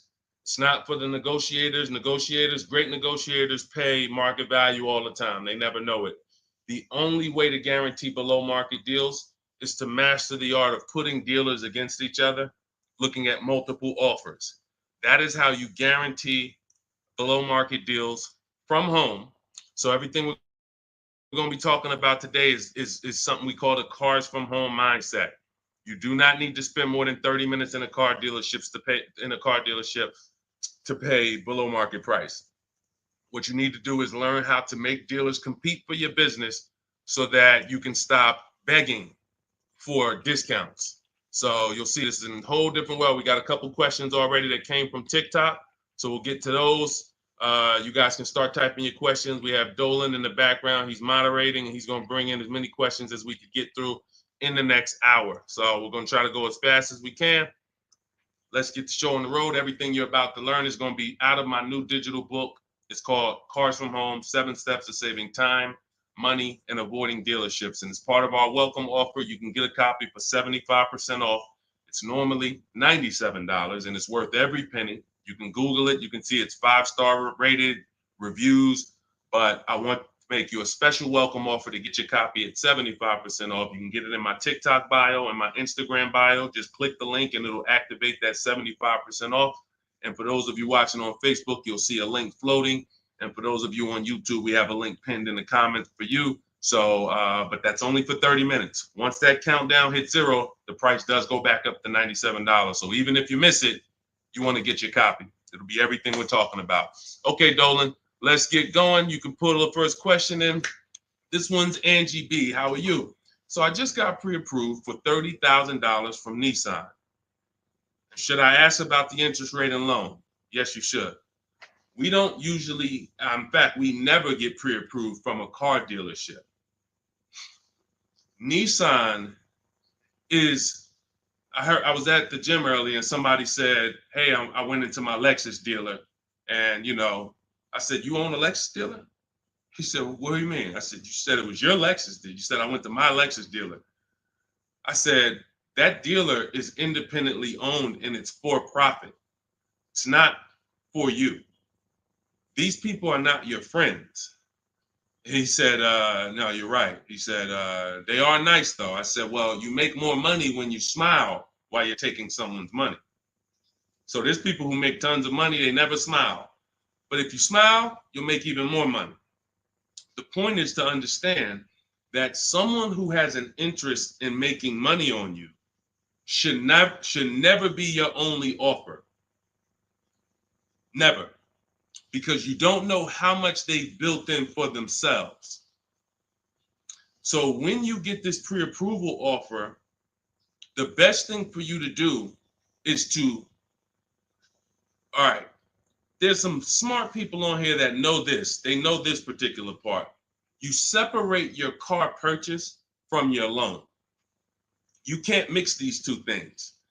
I want you to start looking at Angie. I want you to start looking at your car purchase separate from your loan. There's something I call the 3 pillars of great car deals.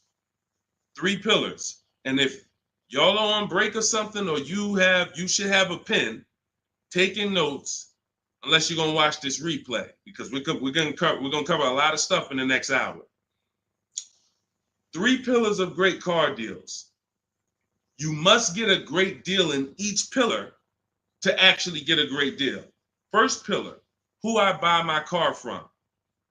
Second pillar, who I get my loan from.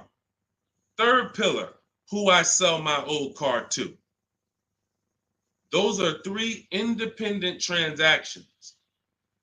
So when you give a dealer your old car, because you said I'm going to trade, now you give a dealer your loan. And you also buy a car from that dealer. You've given them 3 transactions. Each of those transactions has big money in it.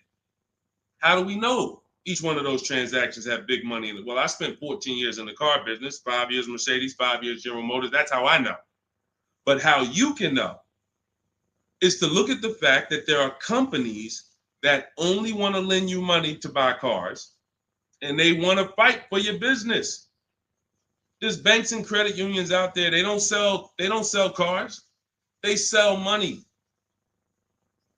They sell money. They want to compete. Please give us a chance to earn your business. You're going to start doing that.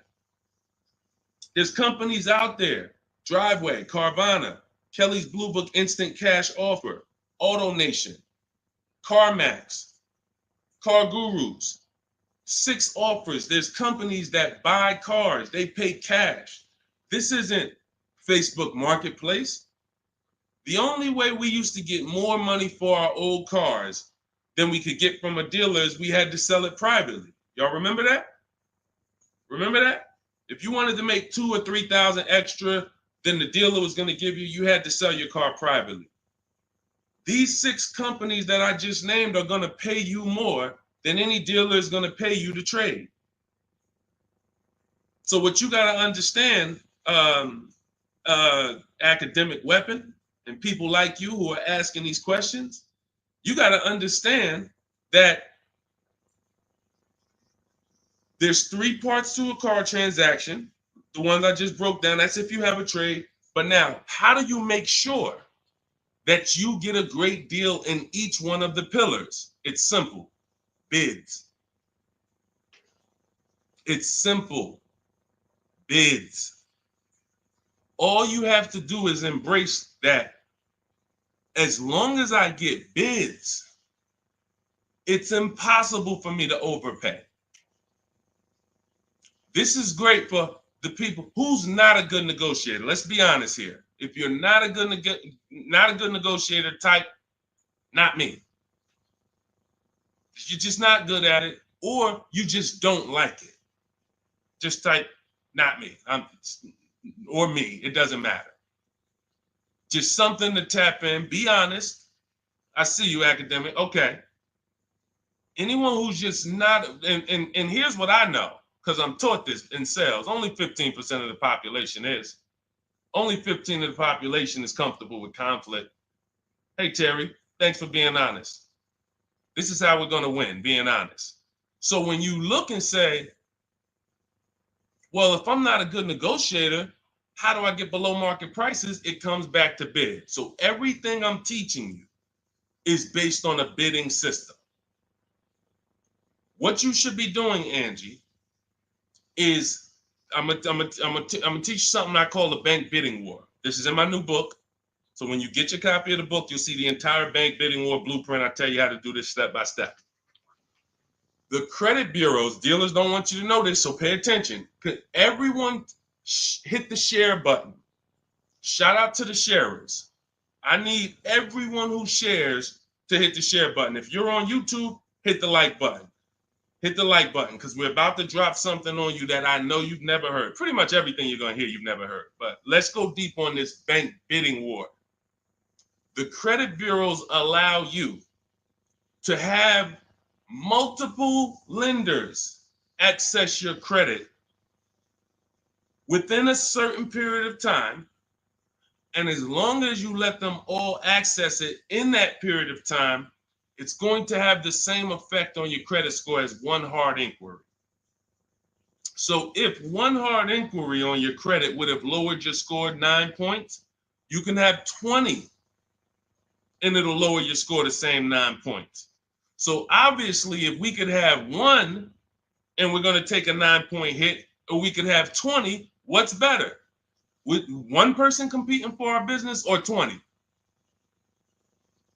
So you cannot go into the dealers to do this. You can't say, well, I heard Deshone said I could go to this dealer and let them run my credit, and then the next day I could go to this dealer and let them run my credit. That's not how it works. You cannot do that.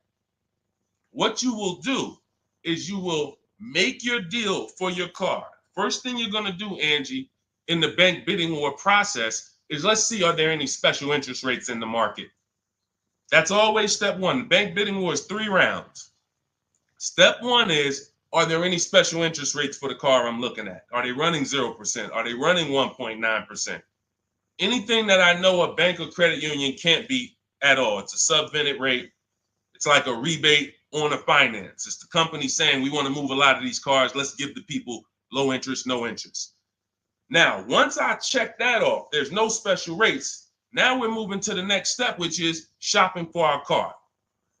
Now, I have a tool in my book called the Perfect Budget Exercise. I created a calculator to do this because most of what you need to do when it comes to getting pre-approved is for budgeting. No different than buying a house. They tell you, hey, you're pre-approved for $400,000 at this interest rate and for a 30-year mortgage. Why do they do that? So you can budget. So the only purpose of a pre-approval is to budget. So the problem with these pre-approvals now is they're doing something where they're trying to get over on you. And they just see anytime the public starts to move in a certain way, here comes the scammers, here comes the wolves. Once the public started talking about pre-approvals, every bit of the conversation went there, but they don't want you to get pre-approved and shop competition. They want you to get pre-approved and locked into them. That is what you want to avoid. Anytime you see anyone trying to lock you into them, one dealer, lock me in. Hey, one dealer sent me this letter. Come get this car from us only. Lock me into them. Hey, you're pre-approved from this bank. Lock me into them. That's how you overpay. Because they don't want you shopping competition to find out that that offer from them is not the best offer. I don't care how good it sounds. It's not the best offer until we've seen 2 or 3 and 4 or 5 other offers. Then we realize, oh, that wasn't a good offer.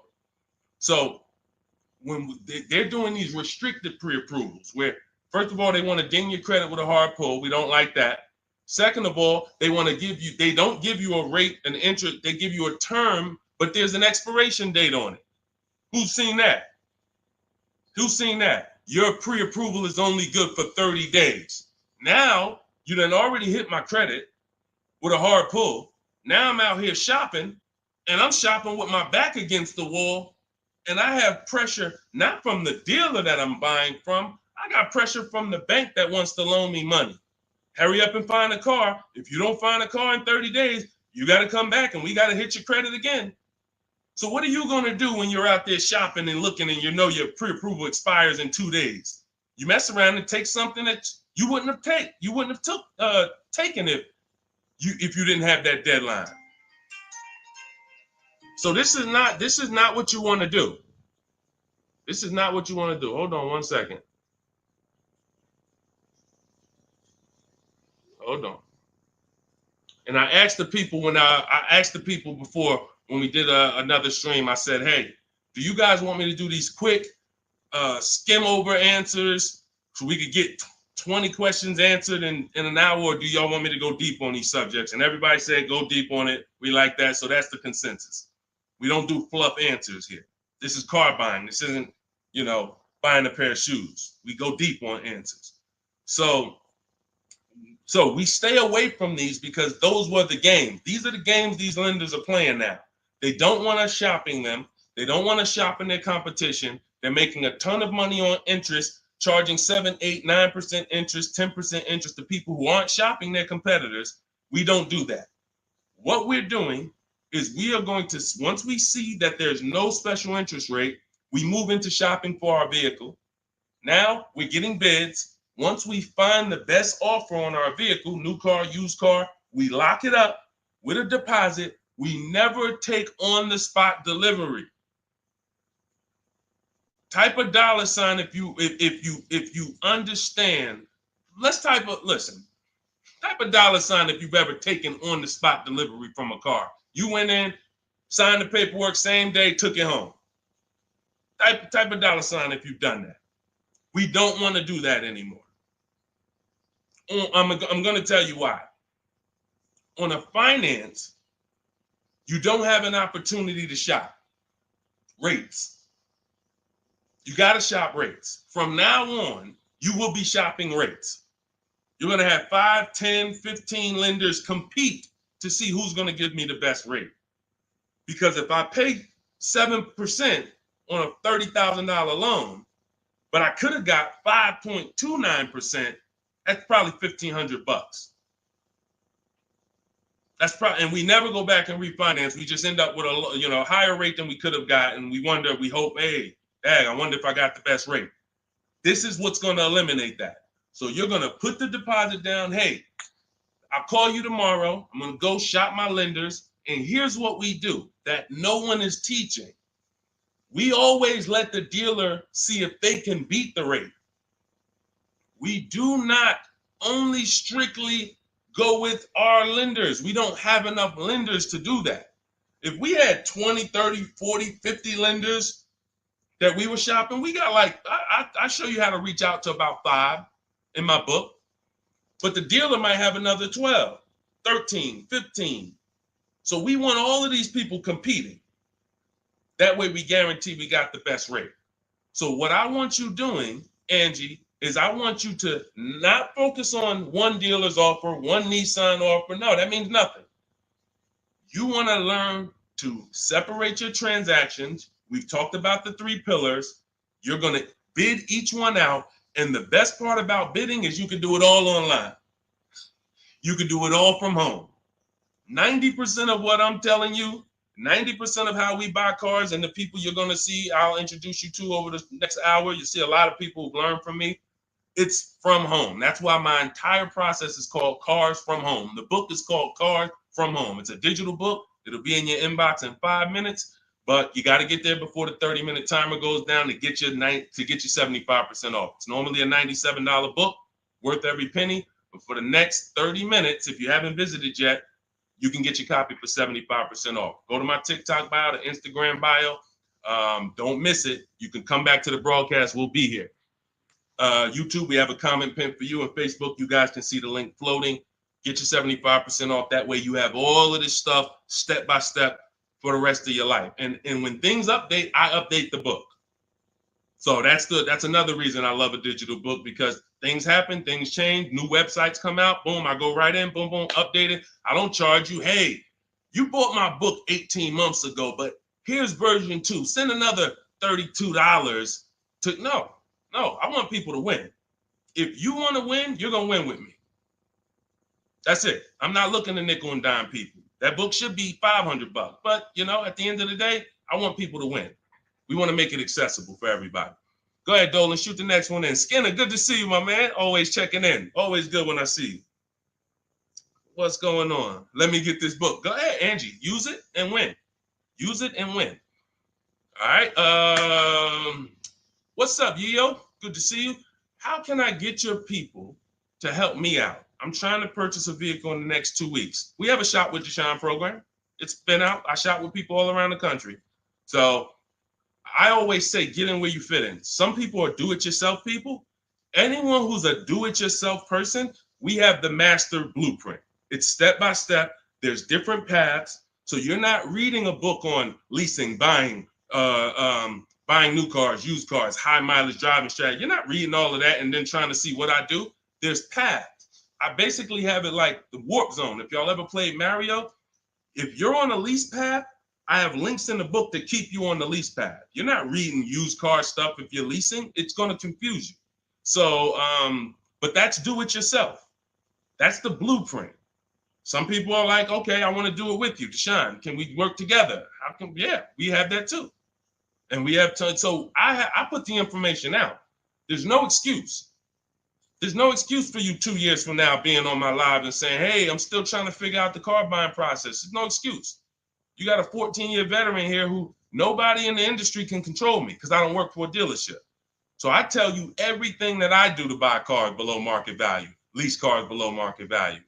All the people that you see, you guys know, if you've been on any of my streams, you know we share 10, 15 people an episode sometimes who are reporting their deals. So at the end of the day, you get in where you fit in. Get in where you fit in, but find a place to get in.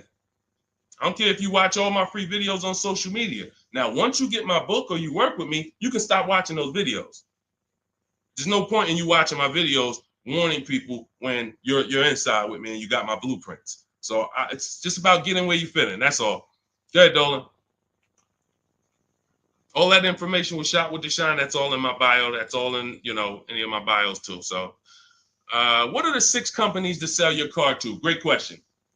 Make notes. CarMax, Driveway, Carvana, Kelly's Blue Book Instant Cash Offer.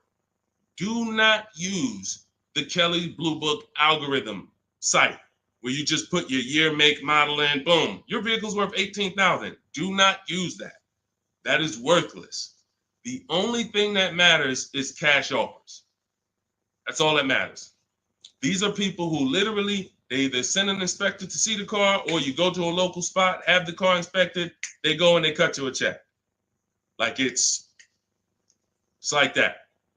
They don't negotiate. Sometimes Kelly Blue Book will patch you into a dealer and they'll say, hey, I might be able to pay more if I see it. We don't usually fall for that.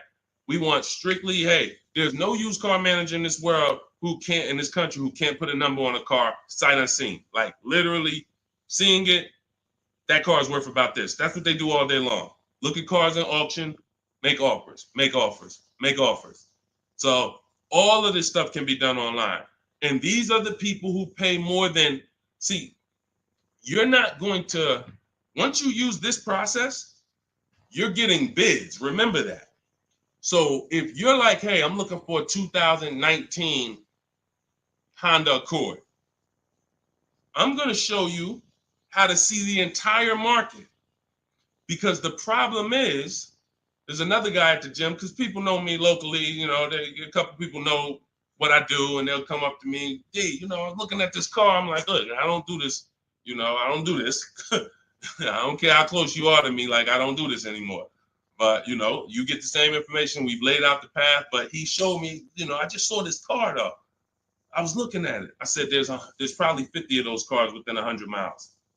There's definitely 50 within 300 miles. So the whole idea, remember, you have to know the goal of the person trying to sell you something. It's to lock you in to them. They want you to think this is the only one. This is the only offer. No, there's cars are cookie cutter. If y'all ever see these new cars come off the truck, you'll understand. Oh, they sent 4 of those black ones. There's 4. These cars are cookie cutter. And all of these dealerships are competing. So when we start bidding and getting bids and we find the lowest price car in the market, we get the lowest offer on a lease, on a finance. I have all of this in my book. We do this by email. With a used car, we go on the marketplaces. We go on, it's like shopping on Amazon or BestBuy.com or Walmart. We're going to all the marketplaces for used cars, and we're just screening it down. We'll talk more about that. If somebody wants to know how we screen down used cars, feel free to ask that question. But the point I'm trying to make is, once you have found the lowest car in the market, that dealer knows they're selling that car at the lowest price in the market. So they cannot turn around and beat all of these other offers that Carvana and CarMax and all of these companies made to buy your car. They'll be out of business. You can't be the highest price. You can't pay the highest price to buy people's cars and then pay the lowest and then sell your car for the lowest price. You're just not going to make any money. So what we do is we find the person who wants to buy our car for the highest price. That's step 2 in my books, the equity assessment process. Those 6 companies that I named. We do this with leases too. We sell leases too. I've been talking about this for 3 years, and I know there's still people who like, Deshone, I didn't know you could sell a lease. If you didn't know, type a question mark. If you didn't know you could actually sell a lease and pocket cash if you have equity, type a question mark. So once we do the equity assessment, we've seen this is the company that's going to pay me the most for my old car. Now we're shopping for our new car. This is the company that's going to sell me the new car for the lowest price. 2 pillars. 2 pillars. You see what I'm saying? That's 2 pillars of our car deal. Guaranteed we paid, got the most for our car. Perfect, check. Got the least car, got the lowest car in the market based on bids, based on multiple offers. This is how it's done. And this stuff takes an app. Like, when you guys get good at this, you'll be able to do this in 90 minutes to 2 hours.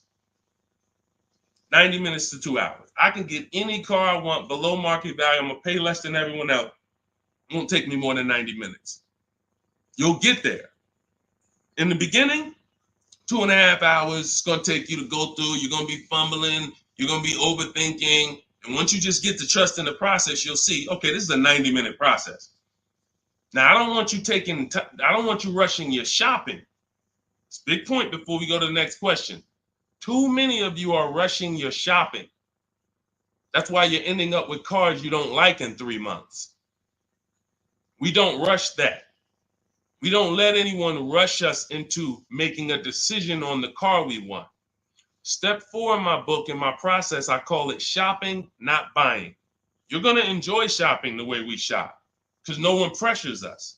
We don't let them. We enjoy our shopping process. We're only there to test drive. We take our time to decide what we want. Now, once we decide what we want, it ain't taking us no more than 90 minutes to get it. But the deciding of some of you might spend 3 months deciding what you want, and that's okay. Visiting dealerships, driving multiple cars, perfectly fine. But we don't, the problem is when you turn shopping into buying. That's the problem. You tell your kids, hey, kids, we're going to go out, we're going to look at cars this weekend. Yes, oh, God, Daddy, we're getting a new car, Mom. Yes, great. All right, we're going to go look. First, we're going to go to Toyota. Then we're going to go to Honda. Then we're going to see the Chevy. If we had time, we'll test drive a Nissan, and it's going to be a good day. All right, perfect. You come out there, you drive the first car. Next thing you know, Daddy's sitting down, Mommy's sitting down talking to the salesman. That's where this is where you ruined your shopping. You ruined your shopping. What is Daddy doing sitting down? Why are you sitting? Daddy, I thought we was going to Honda next. What happened? 4 cars we were going to drive. Yeah, but they said we got a good deal. It don't take them long. If you let them catch you, it don't take us long to catch you with something. Hey, we have some great deals today. The manager said this morning, we're not going to turn down any good deal. We're so far behind our goals. Anybody who makes us a reasonable offer today, the next thing you know, you're not shopping anymore. You're talking about buying. Y'all see the difference? Type locked in if that makes sense. That's why we had a specific step in our process. It's step 4. It's called shopping, not buying. Shopping is deciding what you want. Buying is coming home, getting multiple offers on what you want. And we don't mix those two. This is how you enjoy the process. This is how you wake up in 6 months and you still love the car because you took enough time to make your decision and you didn't let anyone rush you. We're not gonna let anyone rush you if you're doing this my way. Go ahead, Dolan. Roll the next one. But yeah, get those 6 companies. Get your equity assessment done. What's up, Terrell? Good to see you. Deshone, I sent out the initial contact template to the dealerships, and a lot of them are trying to get me to come in. That's why we had scripts. Listen, here's what I say to people that I work with. Whether it's most of the time this is people I'm working with in my coaching program here's what I say. I tell you up front, 80% of dealers are overpriced.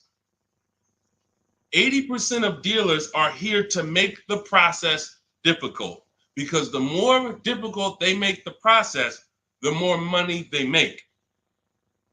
It's very simple. When you get my book, I have email scripts that reply to everything. For example, Terrell, when you open up the script for the initial replies, you'll see when they say, hey, when can you come in? We copy and paste. Actually, I'm going to be doing my entire process online. Do you have a car that I'm interested in? Do you have a match? Every script ends with a question. Whenever you are emailing a dealer, it should always end with a question. Somebody said, how much is the book? It's normally $97. If you go to my TikTok bio before the actual 30-minute timer gets to 0, you can get it for 75% off. So it'll be $24. So everyone who's visited that site already, if that timer started, it's going. So once it gets to 0, the price is $97. That's just our welcome offer for our new people. And you have a link in the YouTube comments as well as Facebook floating. You guys can see it. Instagram bio. Go activate your 75% off. It'll be in your inbox in a minute. But that's the whole thing. So let me read the rest of your question to see if it was something different. And a lot of them are trying to get me to come in and talk to them and test drive. What to do next? Resend another template. Well, there you go. No, you don't resend another template. We actually use the scripts. See, the reason why I know everything they're going to say is because those are templates too.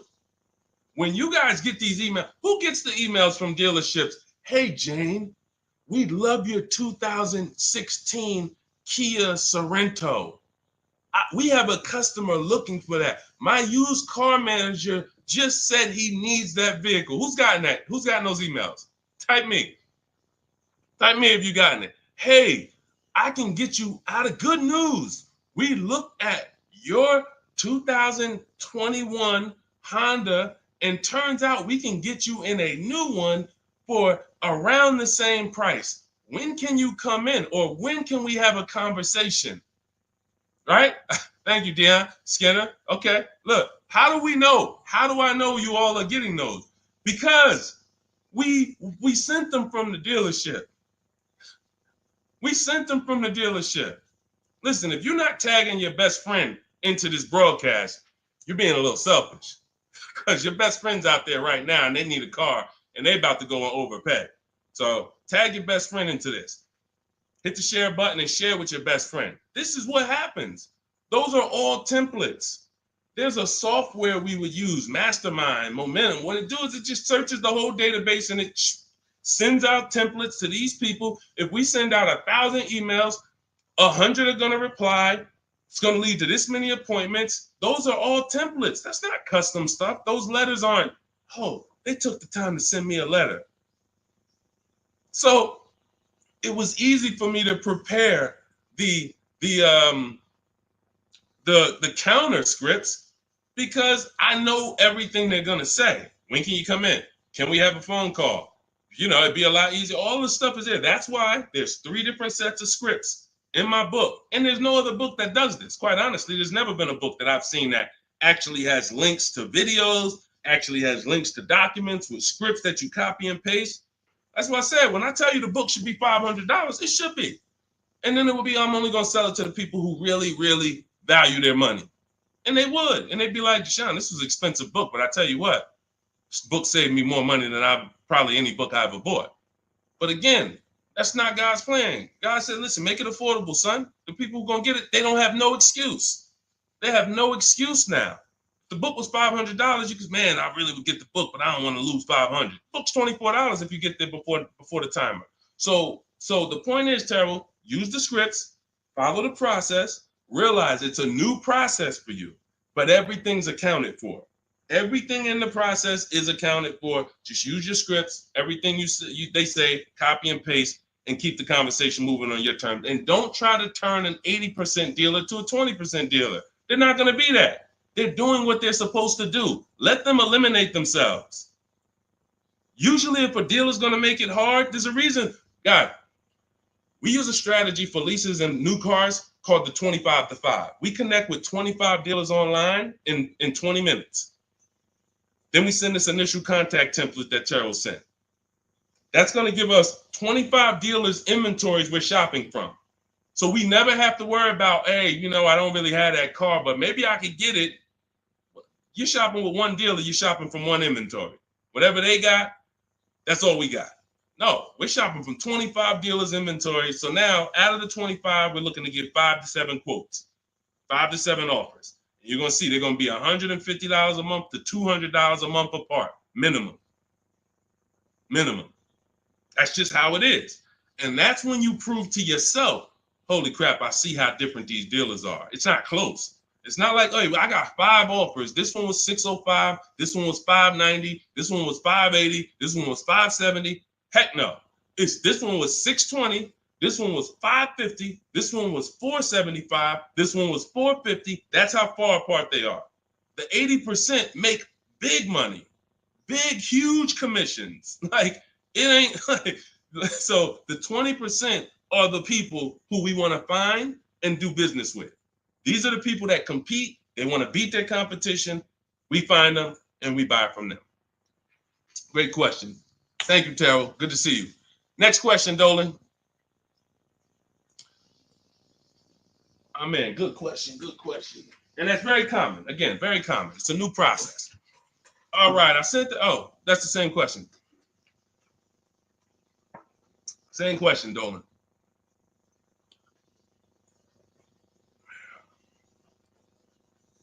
What's up, Jaden? Buying my first used car this year. All right, putting $10,000 down with fair credit and a trade in worth $1,000.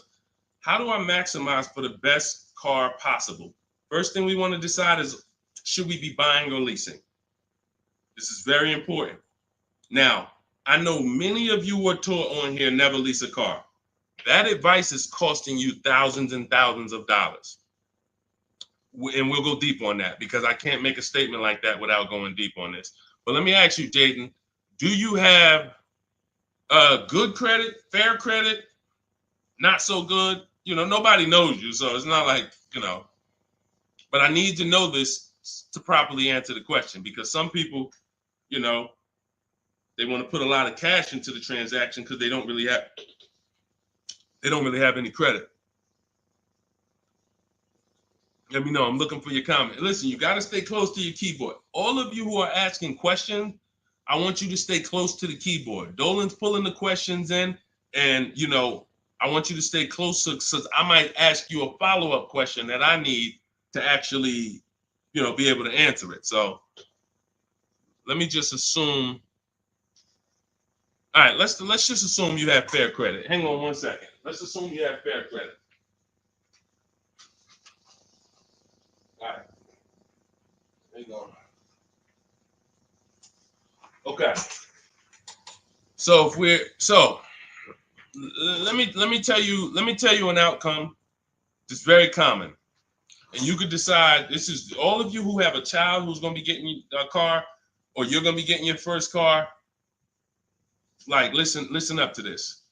We go wrong buying people their first car a lot of times, because typically when you buy a car, what's happening is you have to pay for the whole car. Some of you know every $5,000 on a car loan is about $100 per month. So when you look at and lock that into your head, every $5,000 is about $100 per month. So when you see a $5,000 car, $10,000 car, you should think $200 a month. When you see $15,000, you should think $300 a month. These are safe parameters for you to make sure you're not overcharged. You have to be able to understand a $50,000 car isn't going to be $500 a month to buy. It's going to start out around $1,000.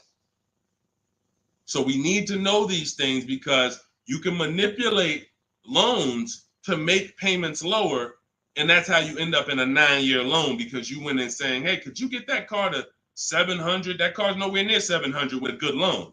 5 years, 6 years is the longest we go. I have a rule in my book called the Rule of 72 and the 10th birthday. 72 months is the max loan we take, and the car should be paid off by its 10th birthday to avoid problems. So by the time a car turns 11, car should be paid off, so that way you could actually put money to the side for maintenance. These are all boundaries that we haven't had, that if you follow them, you're going to have a lot better experiences. So if you don't have the credit to lease, then I would say, okay, get yourself an inexpensive car, try to get a small loan. You know what? The first question is, how many years are you going to keep the next car? That's the first question. That is the first question. When you open up my book, the first question, if you and I were talking on the phone, Jaden, the first question I would ask you before credit, before anything, Jaden, how many years are you going to keep the car? Now, if you say to me, Deshone, I'm definitely keeping the car 9-10 years. I don't need a car every couple years at all. I'll keep a car a decade. Perfect. Forget about leasing. In my book, first step is, how many years are you keeping the next car? I want y'all to answer that. Everyone who's shopping, everyone who will be shopping, you're shopping now, or you're going to be shopping soon in the next 6 months, a year. I want you to answer the question. How many years are you keeping the next car? Guaranteed. Guaranteed. Because everything else comes after that. When you're going to keep it 8-9 years, I'm going to show you the steps you need to make sure you get a car that will last 8-9 years. Plenty of people say, oh, I wanted to keep the car a long time, but you didn't take the steps to make sure you got a car that would last that long. So everything comes from this question first. How many years are you keeping the next car? So now, Jaden, let's say you say to me 8-9 years. Perfect. So now what we're going to do, we're going to the purchase path. Not thinking about leasing. New car, used car, based on budget. Based on budget. Now you said you have a trade-in worth $1,000. I'm guessing it's an older car, so you can still put it through the equity assessment. But if you're saying it's worth $1,000, who told you that? See what I'm saying? See, the highest offer for your car is what it's worth. I want y'all to get into the habit of getting offers so that you know exactly what your car is worth, not letting one person tell you what your car is worth. So now let's just say, for example, your car is worth $1,000. Now we're looking at, well, do we get a new car or pre-owned car? And if we get a pre-owned car, here's how we determine new car versus pre-owned car. Budget is one. Now let's say you could afford both. I could afford a new, I could afford a new pre-owned. Which one? Well, it's based on values. Some people, you only get a new car every 10 years. You're like, hey, I want to get me a new car. Because at the end of the day, over a 10-year period, the amount you pay for the new car, you'll get some of it back on the back end. And some people are like, I want to get a new car every decade. I want to treat myself. I could afford both. Some people are like, hey, I can afford both, but I'd rather knock 30% off. I don't need the latest one. I'd rather knock 30, 40% off what the price would be. It's just different values. There's no right or wrong there. In my book, I teach you both of those things. When you get to that step, that's how I help you make a decision. So sounds like, I would need more information. That's why I'm asking you, because I don't teach a one size fits all thing. I teach based on where you're at, here are your options. Pick one. Now, when it comes to buying versus leasing, oh yeah, one size fits all. Anybody on here who is not keeping their cars 8 years and you're buying them, you're losing thousands of dollars. You're just losing thousands of dollars. You can't compare. Like, look at somebody like Safrina. I use Safrina's deal. Oh, that's Teddy. Look at Teddy. That's a luxury car. Let's take a luxury car. Teddy got a $73,000 BMW. $73,000 BMW. He's paying $856 a month. He's not keeping it 8 years. He knows the 8-year rule. He said, okay, if I'm not keeping my cars 8 years, I'm going to shop for a below market lease. He uses our bidding system. He gets multiple offers. He said the highest offer during the process was $1,123 a month. That was his highest offer. He's paying $856. When I tell y'all, if you don't have a system to reveal the 80% dealers who are overcharging people, you're buying from one of them. You're buying from one of them. They do business. It's not like these guys are going out of business. You're buying from one of them. And you see, but Deshone, they told me this was the best deal that they could, this was their best offer. It was their best offer. It wasn't their competition 20 miles away's best offer. It wasn't that small dealer that's 45 minutes away that doesn't get the traffic that this city dealer gets, that once they see your information and they say, wait, hold on, we don't get the opportunities they get where they could just charge people and then they keep coming back. We only see, 3 people a day sometime. Boom, okay. Listen, we're gonna beat their we're gonna beat them, and we're gonna have our license plate in their market. This is what you can't see that when you're in a dealership trying to make a deal, negotiate with them. So this is what you prove to yourself. The 80% dealers charge tons of money before, and they won't go below a certain price. They might take off $3,000. I ain't going no lower. That's it. You don't want the car? Next. See you later. Listen, sorry, I'm not selling a car for less than that. They have a minimum threshold, a maximum amount. We ain't taking less than this for our car. Their competition, they'll go 3,000 less than that. Got to get them. So now let's go back to the leasing versus buying scene. When you look at this and you look at Teddy, you can see, can you take that comment down, Dolan? Matter of fact, I got it. Look at Teddy. So $829 a month, he's paying $856. Now, $73,000 vehicle, that vehicle on a 5-year loan, every $5,000 is about $100 a month. That vehicle should cost $1,500 a month. Even if he got a huge discount, let's say he got 15 grand off. Somehow, magically, he got a ridiculous discount. Instead of 73, he pays 60. $1,200 a month, 5 years.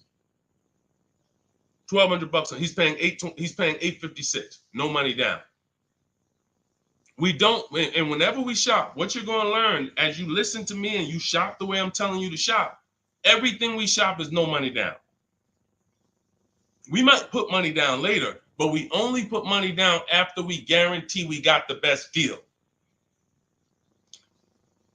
All right. Let me echo that. You only put money down after you guarantee you got the best deal. What does that mean? You paid the best price for the car. You found the dealer that's going to sell you the car for the lowest price. You found the bank that's going to get you the lowest money. You did this from home using online tools. If you're doing it manually, you call around. I don't care if you call around. It's harder than my way because, but you want to call around and try to get multiple offers from dealers. The point is, once you find the best offer, now we can put money down if I want to lower my payment. But what dealers try to get you to do, especially the 80% and the people you're used to dealing with, they want you to put money down to get to a payment you'll take the car for. Big difference. Hey, how much is this car? Hey, it's $1,100 a month. Yeah, I can't afford that. How much money can you put down? How much money can you put down? Man, I could probably put down like 15, but can you get me to like 700? Now you're trying to buy your deal. You're not focused on the interest rate. You're not focused on the price of the car. Is he even selling me this car lower than what I could get on the market? You're trying to buy your deal, which is why the 80% dealers, here's what the 80% dealers make tons of money doing, making you think you want. And all I want you to understand is this is simple, easy. That's hard. Once you step in, start doing this like Teddy, once you start doing this like Danielle, look, like Ansley, look, like Jen, all of these people get below market deals from home. Once you start doing it like this, you'll realize this is the easy way. At home, at work, man, I just bought a car. How you buy a car? I ain't even see you spending all this time in dealerships. Look at all these offers in my email. Look, this offer, this offer, this offer, this offer. Yep, just the one. I just locked it up, saving me $7,000. You'll never go back. You'll never go back to the old way. You have to learn cars from home. All the money is over. All the overspending happens inside dealerships, which is why we never do it. Go ahead, Dolan.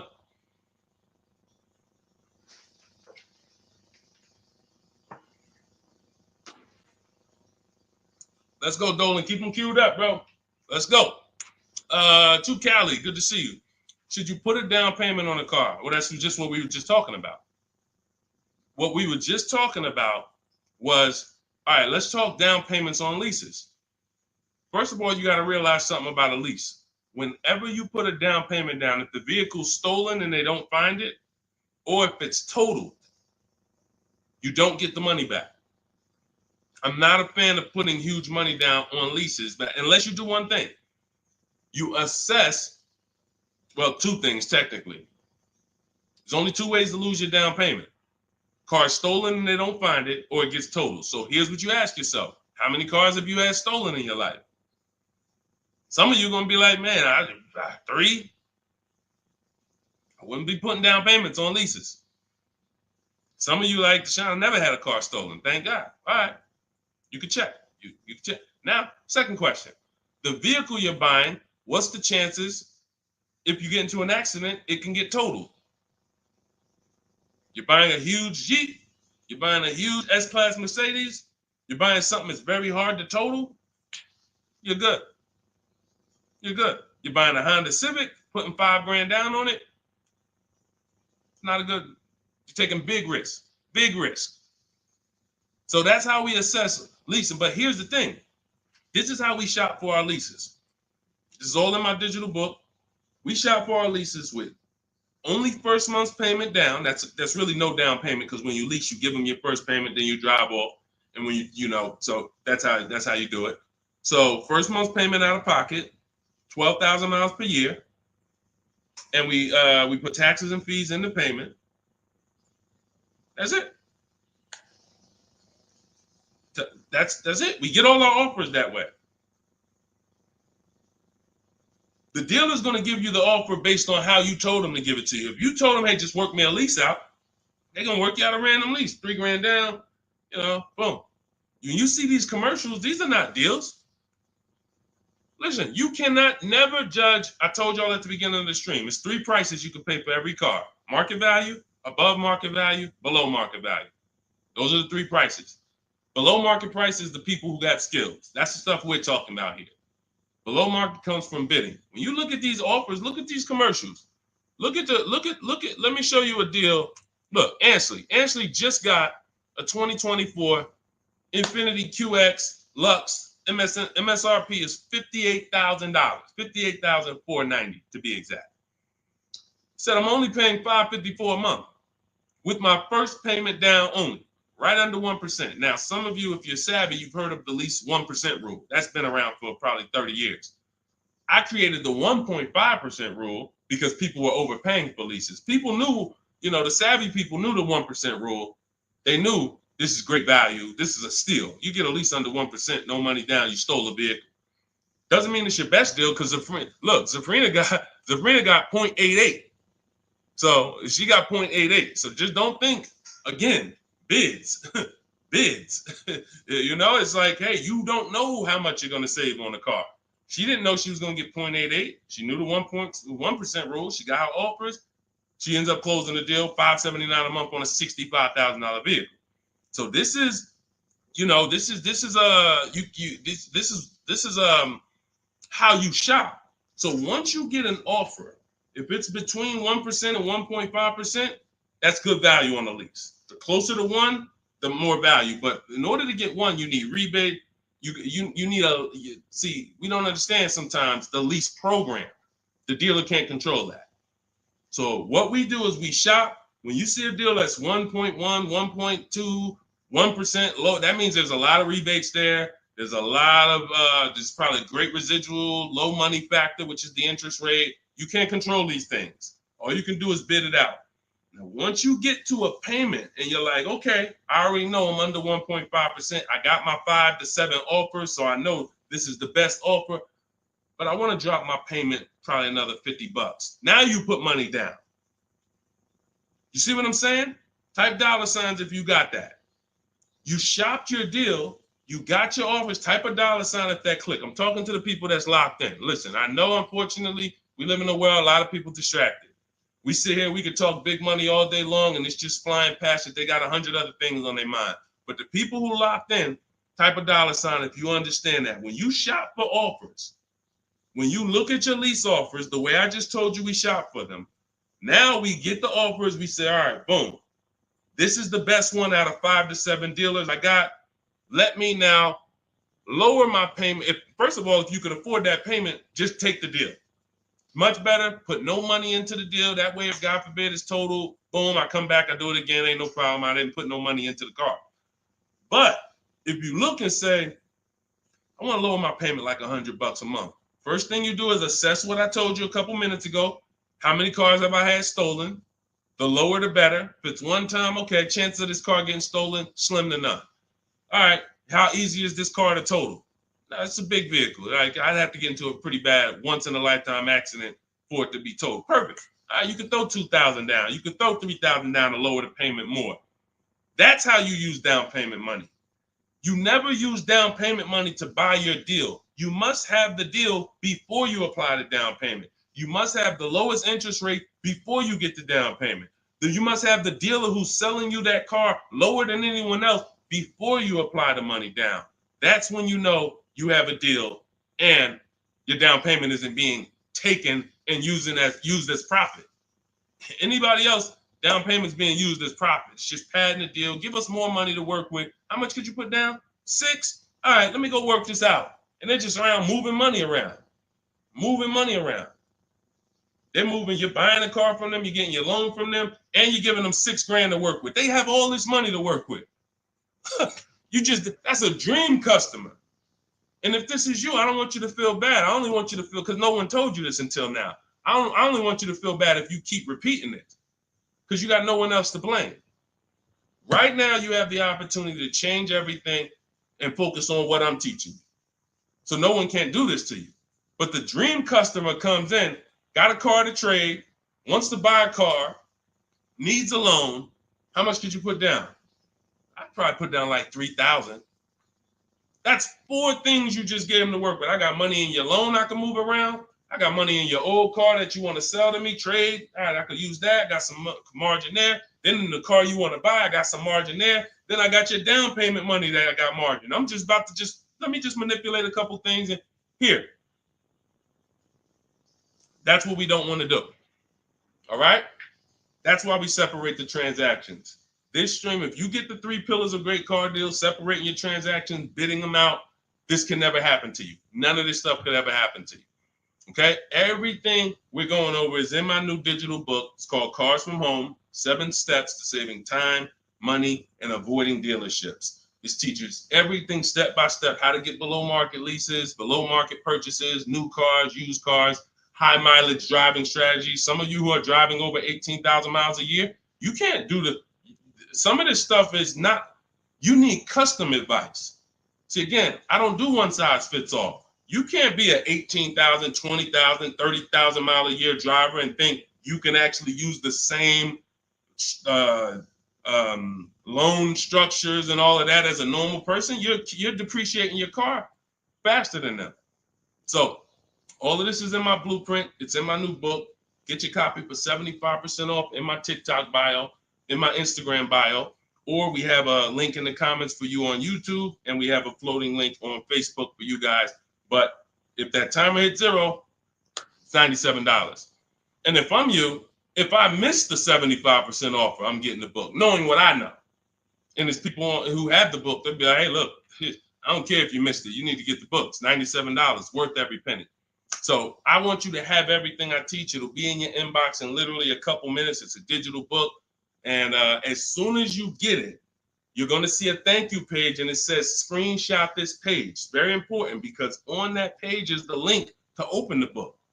Then I email you a copy. Also on that page is the link to my support team, just in case you type your email wrong. Our system is great. We send out lots of books. It works every time. But if you mistyped your email, then you're not going to see the book. So make sure you have my support team's email. So if you don't see that book in 5-10 minutes, email my team, hey, and they'll get you the book right away. All right. Thank you, Skinner. Yeah, nobody ever broke it down like that. I'm glad. That's what I'm here for.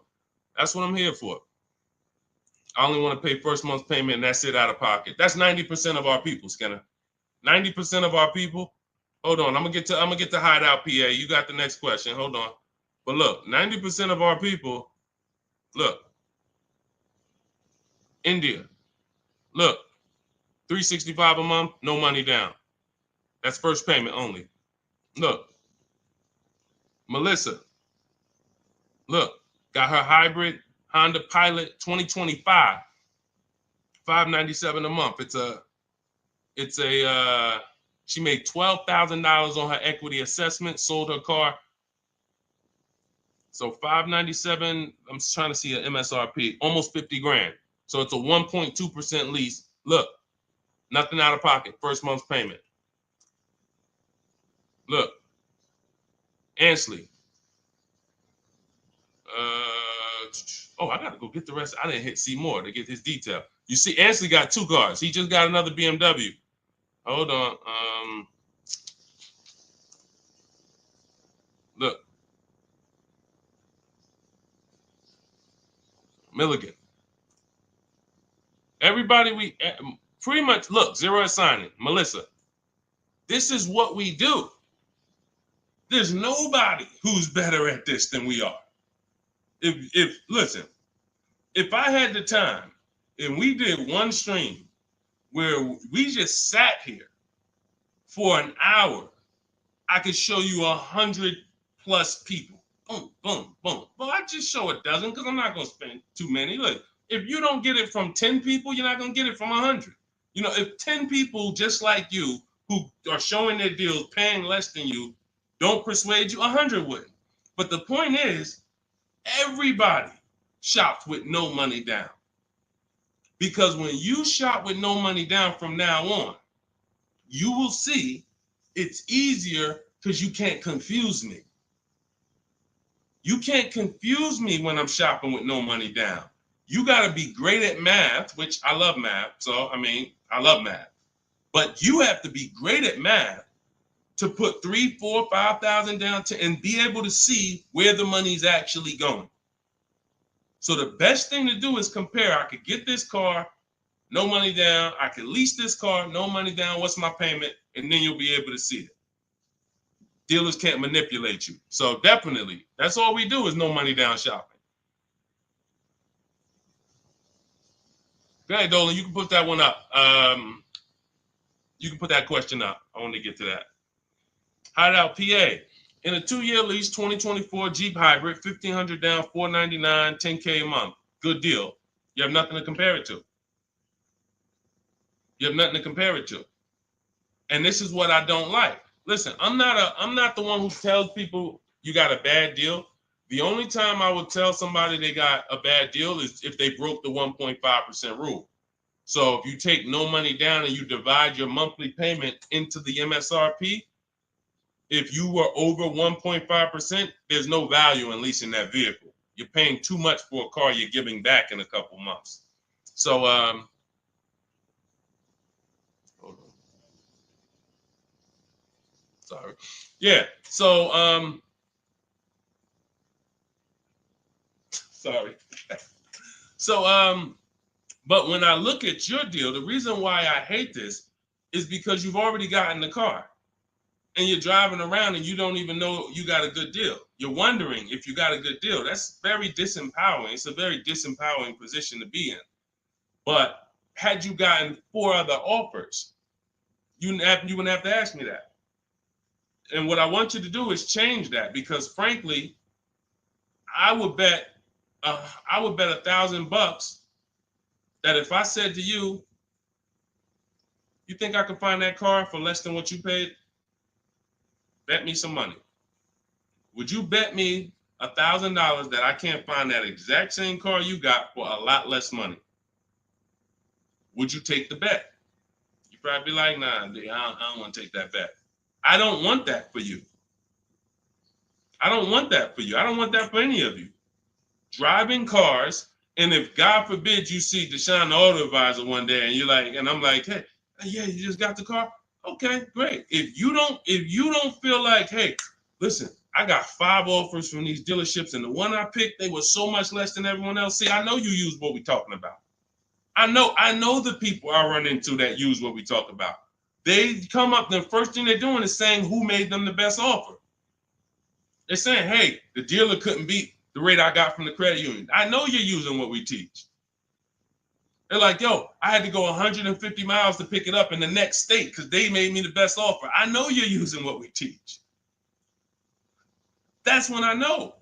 When you come in and ask, hey, what you think about this deal? We have nothing to compare it to. So we look at something like, let's just take an average deal. Let's take an average deal. Let's take a big money savings. Let's always use Sean for an example. Because what you're trying to do when you're not getting bids the old way is you're actually feeling for the bottom, and you're hoping, I hope this price that I paid was the bottom. Shout out to the people running the likes up on TikTok. Every time y'all hear something y'all like, just keep tapping the screen for like, spend 10 seconds just, man, you know what? This dude is going in over here. Just spend 10 seconds. Every time you hear something you like, tapping the screen. Shout out to y'all running the likes up. But when you look at, hey, look, I lost my train of thought. What was I talking about? I don't even know. That usually happens once I've been on for about an hour. That usually starts happening. Hideout PA just bought the book. Awesome. Listen, I'm answering your question right here. So, and look, next time, that's the thing. So again, I cannot tell you, oh, the MSRP was 49,000. Okay, so 49, 1,500 down. That's about a 1% lease. Solid. We don't know if you could have did better though, and that's the point. Again, Zafrina. Funny story about Zafrina, and she got this 0.88% lease, right? You're probably a little over 1% because you put about 1,500 down, so that $1,000 probably would have put you about maybe 1.1. Still great value, absolutely great value. great value.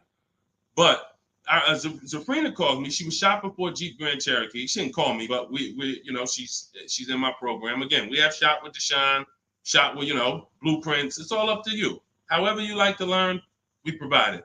So she was shopping for a Jeep Grand Cherokee, and the best offer she had was like 1.1, and it was solid. But she was coming out of a Jeep where she was under 1%. Her lease was up. She was under 1% on her old lease. And she said, the guy told me if I take the hybrid version, or the electric version, he can get me down to 1%. No, I think she was maybe 1.2 on a Jeep Grand Cherokee Limited at the time. She said if I take the hybrid version, he said I could do a 1%. He could get me to like 1%.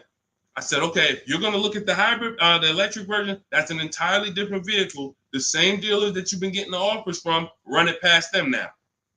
That's a different lease program, different vehicle. Yeah, he might be able. Now look at this. Here's the big part.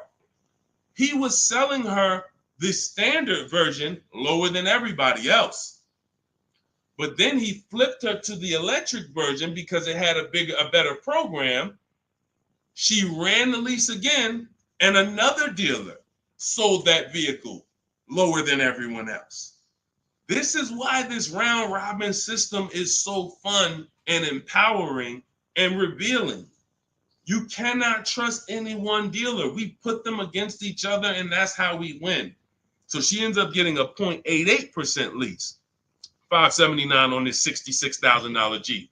So that's the only thing. Even when we get a great deal, you never walk into a dealership say, get me to 1%, get me to 1.2, get me under 1.5. We don't say this stuff. We get bids. We never know where the best deal is going to be. We just never know. That's why we get bids. So everything we are learning is in my new digital book. Those of you who spent the last hour, 10 minutes with us, you're like, Deshone, I got it. I took a lot of notes. Perfect. But those of you who like Deshone, there's no way I'm going to remember all of this stuff. I want the whole step-by-step blueprint. That is Cars from Home. My new digital book is called 7 Steps to Saving Time, Money, and Avoiding Dealerships. You're going to learn how to get below-market car deals on leases, new cars, and used cars, and without spending more than 30 minutes in a car dealership. You'll be doing this from home. Everything we do is putting dealers against each other, making banks bid. We don't beg for these discounts. None of these people you saw me share, they know we don't do any begging. We are the prize. You are the prize. You haven't acted like it. You haven't accepted it. You haven't shopped like it. You're begging. Hey, come on, can you take off another $50? Come on, $25 a month. You're going to lose a deal over this. This is begging. You're begging someone to give them a $50,000 transaction. We don't do that. We're at home, empowered. Everything we do is in there. You have it in your inbox in literally minutes, and you can get it as long as you get there before the 30-minute timer is up. You get it for 75% off. So you won't pay the normal $97 price. You get your copy in my TikTok bio, in my Instagram bio, or you can click the link in my YouTube comment or Facebook below. So shout out to the people that's locked in. Skinner, shout out to you, Hideout PA. Shout out to the people who are like locked in. I know I can only help a small percentage of people. That's the sad part. The sad part is when I came to the internet, a bunch of smart people who studied the internet, they do this. I never sold any products on the internet. They told me, Deshone, doesn't matter how inexpensive you make it, you can't help everybody. They're not mentally gonna let you help them. I said, no, that's impossible. Nah, I said, look, no way. No, I'm gonna be so transparent. I got the industry experience. We got hundreds of testimonials. They go to all my pages. They can see their peers, people just like them, grandmothers, single mothers, all that. They said, Deshone, none of that matters. You can only help a small percentage. And they've been right. And I used to be disappointed. I really did. But now I focus on the people who are locked in. Whatever God gave me, whoever God assigned to me, I'm focused on you.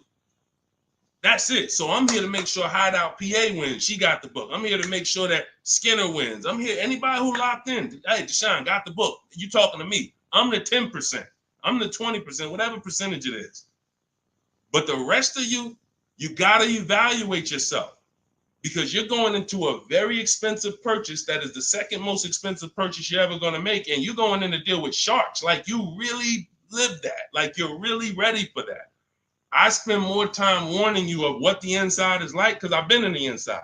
I can go back to sell cars if I wasn't running a company to educate you guys. I can make $200,000, $300,000, $400,000 a year selling cars. This is not hard for me, but I know what it's like. I know who sits next to me. I know it's people who, when you sit down next to them, your head's coming off and you're going to leave with a smile. It's an art. It's a science to making a customer leave with a smile. We got people who pay $200 more per month than they could have got, but they leave smiling. Don't let them run into their neighbor, though, that's got the same car and got a better deal. $200 less. Wait, you got the same car? What happened? They knew something you didn't know. So that's my warning. Shout out to the people that's locked in. Get your book for 75% off. Make sure you screenshot the thank you page. The book is right on the thank you page. As soon as you pay, you can download it, add it to your inbox, and just use it and win. And make sure you email me your success stories. All right. I'll see y'all in the next stream. God bless you.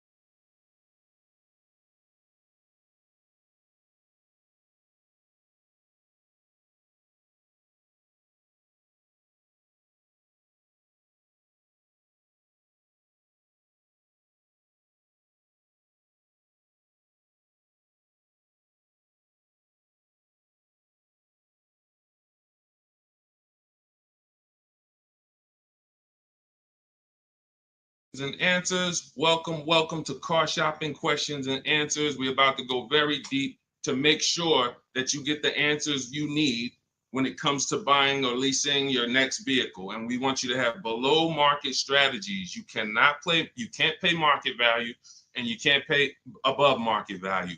The goal when you are purchasing or leasing a car is to get a below market deal. That's the only deal. If you pay market value, you're paying what everyone else paid. It's not a deal. If you pay above market value, you're paying higher than what most people pay. It's definitely not a deal. The only deal is below market value. I see you, Rachel. We're gonna start off with you. I see your question on coming in on TikTok. So Dolan, we get ready to pull these questions in. As you guys start typing your questions, we're gonna have Dolan pull them into the show so you can start typing. And I want you to know that everything you're gonna learn over this next hour is out of my new digital book. It's called Cars from Home. 7 Steps to Saving Time, Money, and Avoiding Dealerships. I wrote this book. I put 14 years of industry experience in the car business, working with dealers, working inside Mercedes-Benz, inside General Motors, and I created a 7-step process for you to get below market leases, below market finance deals, below market loans, below market cash purchases, below market used cars, and I have high mileage strategies in there for those of you who drive over 15 or 18,000 miles a year. It's all in there step by step, and you can get your copy for 75% off as part of our book launch offer. You can click the link that's floating on Facebook. You can click the link below on YouTube. We have a comment pin for you, and inside my TikTok and Instagram bios, you guys have a 75% off link for 30 minutes. Once that timer goes to 0, the price does go back up to $97. It's still worth it at $97, but I'd rather you save the 75% off the total price so you have even more value. So get your copy immediately. Don't let it go down to 0 before you get your copy, all right? Let's get started, Dolan, with the first question. Start typing your questions, guys. We're going to get through as many as we can in 1 hour. And as you come in, can you hit the like button? It does matter. It does activate the algorithm. It does let these platforms know that we need more people over here so we can help them protect their money. Okay, this question came from Rachel. what's the best time to get a car? I drive a 2014 and I own and I owe $18,000. What is the best advice you can give on trading a newer vehicle? It's under 18, it's under 100,000 miles. Okay, Rachel. So one of the things that the first sense I get is I don't like you still owing that much money on a car that's 10 years old already. I have a rule that I teach. It's called the rule of 72 and the 10th birthday. That means that you never want to take a loan longer than 72 months, but you also don't want a loan on a vehicle past its 10th birthday. And I'm going to tell you why. In 14 years in the car business, I've seen tons of people have things go wrong about the 10-year mark. Now, there's nothing wrong with things going wrong because that's why you have a car, so that you can put a little money into it, maintain it, and keep it driving for as long as possible. The problem is when you have a loan on that car, now what you're doing is you're repairing the car while you're making, hold on. I had to turn the Bluetooth off. Okay, so the problem is you're repairing that car while you're making payments on it. I call these the four expenses. The four expenses for a car are what you pay for it every month, if you have a loan, what you pay for gas, what you pay to repair it, and then what you pay to maintain it. Maintaining is oil changes, brake fluid changes, tire rotations, new tires. These are, replacing brakes. These are maintaining it. Repairing it is if something breaks on the car. And it's that I call that the fourth expense. That's what most people are not ready for. And what I see is if you have a loan past the 10th year, you're getting hit with you're getting hit with all four expenses. And if you've ever seen someone who has a luxury vehicle and they hate it, they usually are buying cars that are too old and taking loans that are too long on them. Because you'll see they hate the vehicle because BMW, you got your BMW, you go drop it off, they tell you, hey, you need brakes, that's maintenance. Then, hey, your navigation system or your electric system is messing up, that's $2,000. And then, you still had to put premium gas in the car, so you could leave out of there, it costs $5,000 in 1 month. And people be like, man, I hate this car. But the car is not the problem. The problem is you took a loan on a car that was too old, and you took a loan that was too long. That's why I created the rule of 72 and the 10th birthday. No loans longer than 72 months, and then your car needs to be paid off by the 10th birthday. Now, what happens if you look at the car you want and you can't afford that payment for 6 years? That means you can't afford that car. That doesn't mean stretch the loan out to 7 years or 8 years so that you can try to afford it. Right now, we could all go and we can look at a $700,000 house. Maybe most of us can't afford the mortgage on that, but if we stretch the mortgage out to 50 years, then maybe we can afford the mortgage on it. Doesn't mean it's a good financial decision. So if you're going to finance again, Rachel, I want you to keep that in mind. When you replace your current car, if you're going into another finance, which I don't recommend if you're not keeping this next car 8 years, because you're going to be in the same position again, you should be going into a below market lease. Then if you're keeping the car long term, then go to another finance and then make sure you're not buying too much car, taking out too many loans on it, and taking out too long of a loan. Use that as an affordability index. If I can't afford this car on a 6-year payment and I can't add up, here's how you do it. You look at the car, ask yourself, how old is it? If it's 6 years old, that means I got to take a 4-year loan. If it's 5 years old, that means I got to take a 5-year loan. It can't be greater than 10. You are taking way too much risk.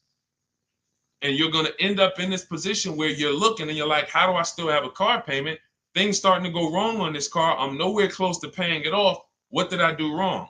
That's what you did wrong. Now, if you want to avoid this altogether and say, all right, what can I do in a different structure? You would be going into a lease. If you're shopping a below market lease, what that's going to do is make sure you can pay a low payment on a brand new car. It's always going to be under warranty, and you just keep doing that. You look like somebody who you're just used to having a car payment anyway. So you want to switch the way you make those car payments and start paying it into new cars versus these 10-year-old cars or 8-year-old cars that you're paying these payments into, and you're not getting much back in terms of return or quality or anything like that. So that's the first thing that I would concern myself with is, Rachel, how many years are you going to keep the next car? If it's 8 or more, then you purchase again. If it's less than 8, then Deshone, talk to me about a lease, because I'm not keeping this car at 8 years. I don't keep any car 8 years. All right? It's a great question. That's where we need to start out. Go ahead, Dolan. Shoot the next one up. Okay, this one is Love and okay, I don't want to even try to pronounce it, but you can see who you are. If I'm upside down, how can I trade or sell without having to pay the difference or getting a higher note? So now you're asking a question that, all right, so this person said if I'm upside down, that means they owe more on the car than it's worth. How can they get out of that car and go into another car without paying the difference or having a higher note? So I'm going to give you the way it's possible, depending on your situation, and realizing that in my book, there is one person, there's two people actually, but really one main person who, it doesn't matter how good your credit is, you're not going home with a new car, because negative equity is, you have too much negative equity. So there are cases where doesn't matter. You come in with an 800 score. I call negative equity the bad credit for people with good credit, because it's the only time when I was in the dealership, people would walk in and they would say, you know, okay, we look at a car and then we look at their current situation and the maximum amount they can pay. And then we look and say, hey, look, the bank's not going to approve this. You can't roll over 10 grand of negative equity to that $30,000 car and do no money down. So there are circumstances where you've dug yourself too deep, and the only thing that's going to do it if you don't have money is time and paying down the vehicle. So let's talk about if you're not in that situation. First thing I'm doing is I'm going to CarMax. I'm going to driveway.com. These are websites.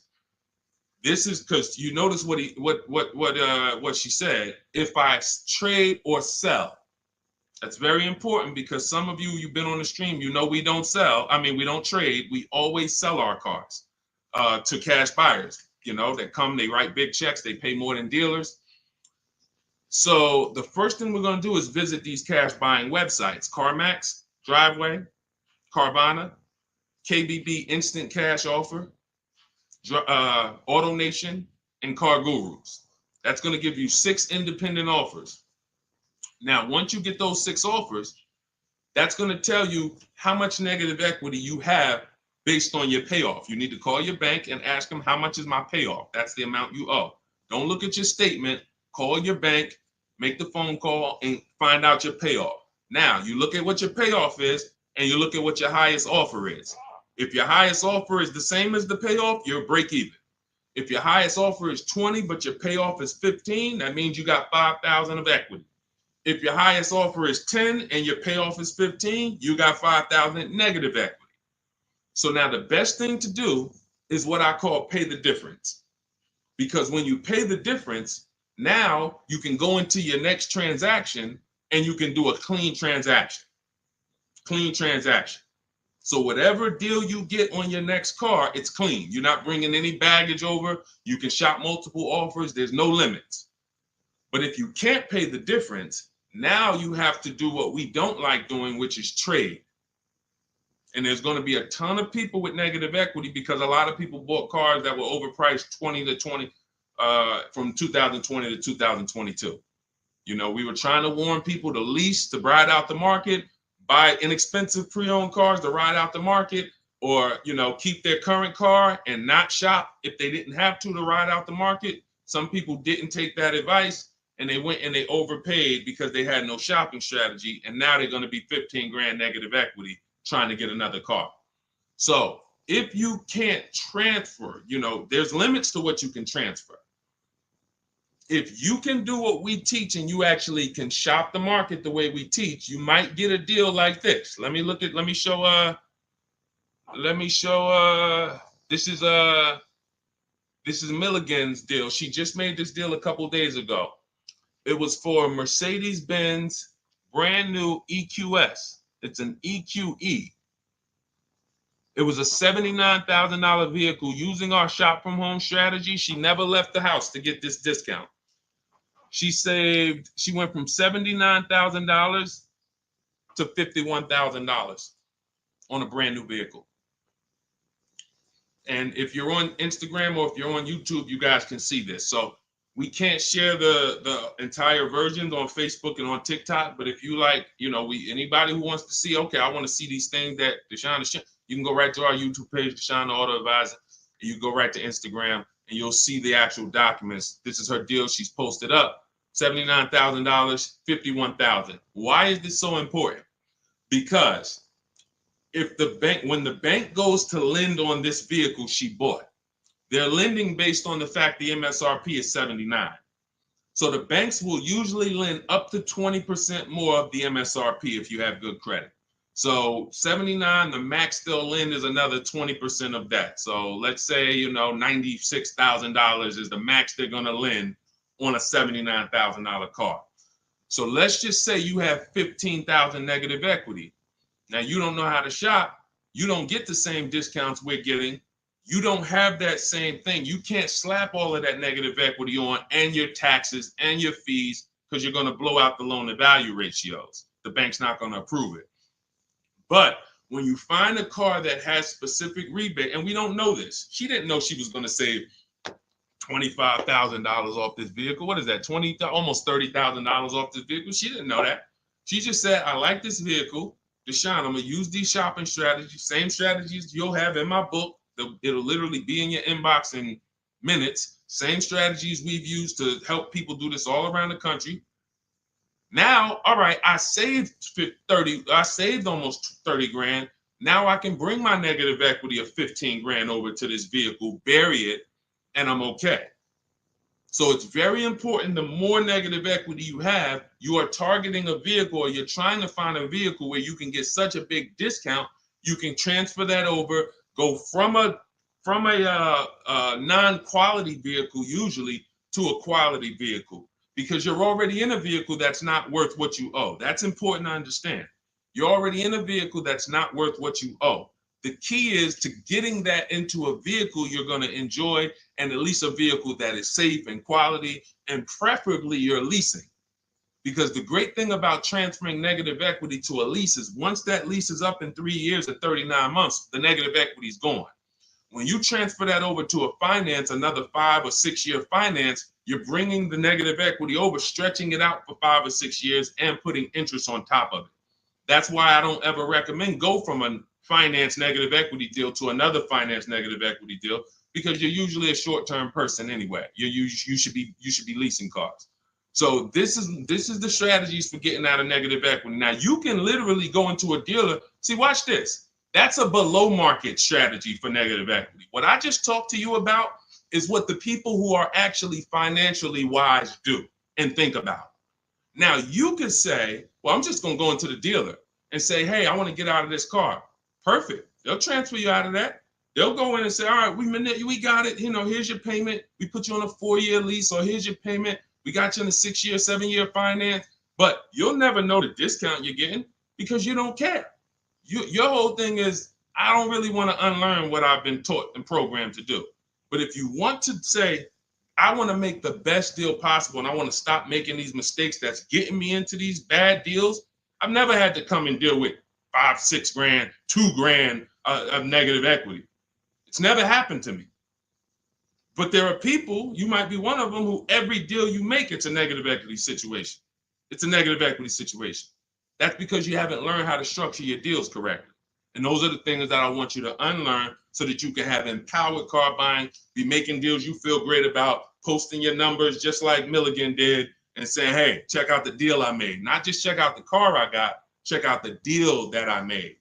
Okay? So that's what you need to understand. And if you can't, and that's how you can transfer out of negative equity, whether you have 10 grand negative equity, 5, 15, those are your options. And that's how we work it. All of this, guys, is in my new digital book. If you're enjoying what you're hearing so far, could you hit the like button? Hit the like button if you're just enjoying what you're hearing so far. I see y'all are running the likes up on TikTok. I appreciate it. As y'all keep tapping the screen, every time you're like, man, you know what? This is good information. Just hit the like button, start tapping the screen. It means a lot. And again, it shows these social media platforms that they need to get more people over here. Okay? So go ahead, Dolan, shoot the next question up. Keep typing your questions, y'all. We are going to try to get through as many as we can. I see you, Patrice Darden. I see you, Mr. Living Right. I see you, Letitia Cook. Good to see everybody tapping in. What's up, Mex? I see you, Kiki. We're live on 2 TikTok channels too. We're on 2 TikTok channels today. All right, now Roby asks, what's the fastest way to sell a lease? I'm over by 18,000 in miles and have 19 payments left. Okay, here's what I'm gonna give you. I'm gonna give you, this is, now, who has a lease right now that they're pacing to go over their mileage? They're pacing to go over their mileage. Who has a lease right now? You haven't gone over yet, but you're pacing because you're not over until the end of the lease. If you tell the leasing company you're going to drive 12,000 miles per year, then they want the car back with 36,000 miles on it. If you sign for 15,000 miles per year, then they want the car back with 45,000 miles in 3 years.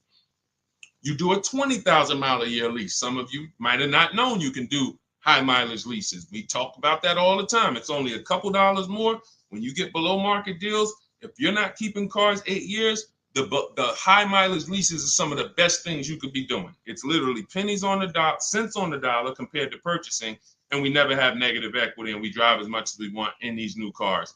If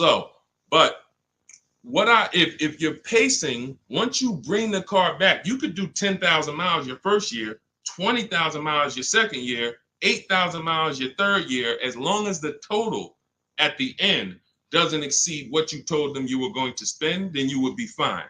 So you're not over your miles, you're pacing to go over your miles. So here's what I'm going to give you, Nairobi, because this is a very, very complex thing when you don't have calculators. When you don't have tools, it's complex unless you're really good at math. But what I'm going to do is I'm going to put this comment on YouTube and Facebook. Now now in my book, I have calculators that I've invented. This is actual software that people who use my books and who have worked with me since 2021 have gotten to use. These are things that I looked around the industry and I saw things that people needed to know that didn't exist. So we had to actually build them out ourselves. And so that's why when you get my digital book, you have access to like 5 different custom calculators that we made that no one else uses. So one of them is this lease penalty calculator. Now, if you're pacing to go over your miles, here's what you got to understand. If you call a dealership, one of the biggest lies that they're going to tell you is, come on in, I'll take care of the mileage, or I'll take care of the penalties, or we'll get you out of the lease. Who's heard that before? Type me if you've heard that. Type me if you've ever spoken to a dealer, if you said, hey, I'm going over my miles, or hey, I'm thinking about, I want to get out early, and they said to you, no problem, come on in, we'll get you out of that. Don't worry about your old payments. Who's heard that? Who's heard that? Okay, type me. I told y'all, you got to stay by your keyboards when you're on these live streams. This is not, you're not watching somebody play video games where you could just be like, all right, yeah, let me just watch this person. Nah, this is active learning. This is stay by your keyboard because we dialogue with each other. All right, Latesha, I see you. Carol, yes, I see you. Harold Driver, yes, I see you. All right, so here's what happens. Those payments and that penalty that you drove over your miles, they don't get taken care of. They get rolled into your next deal. The only way lease payments disappear is if they have something called a payment waiver. And that's for loyalty in some cases. They don't say, hey, you got a Honda, you're buying a Toyota, we'll waive those old payments. They'll say, we'll take care of them. But what that means and what you need to know and what we know is that means I'm rolling them into your next car. So you're paying for that car in this new car. We don't like to make deals like that because it's baggage. It's baggage. So what we want to do is we want to find out if we're pacing to go over our mileage, does it make more sense for me to get, thank you, Tim. That's actually a good statement. Ain't nothing free. That's a good statement that a lot of people don't understand. When they say, hey, I'm throwing in these floor mats for you. Hey, I'm throwing in key protection. That means there's so much money in the deal that we have to actually, it's something called padding the deal. The finance manager and the team, they're trying to just pack. We got so much profit in this deal. We need to figure out how to allocate some of this so it's justified So when you hear them say that, oh, he threw in all this, he threw in all of this for me, that means you got a horrible deal. Sorry to tell you, but I got to give you the bad news first so that you understand. All right, it's smoke and mirrors, but I'm not gonna make these mistakes again. You have a whole billion-dollar industry that is really hell-bent on keeping you shopping the same way you've been shopping, because it keeps them on the Fortune 500 list. It keeps them publicly trading at a good profit. But our people and the people who listen to us, those of you who locked in, you're gonna be the ones that everybody else buying up here, but we buying down here. So let's get back to this point. So you want to see if I'm pacing to go over my mileage, does it make more sense for me to replace the car now? In which case, my payments would be due. If I stop my lease 3 months early, and in Nairobi's case, she has 19 payments left. If she was to go and stop her lease now, those 19 payments get billed out immediately.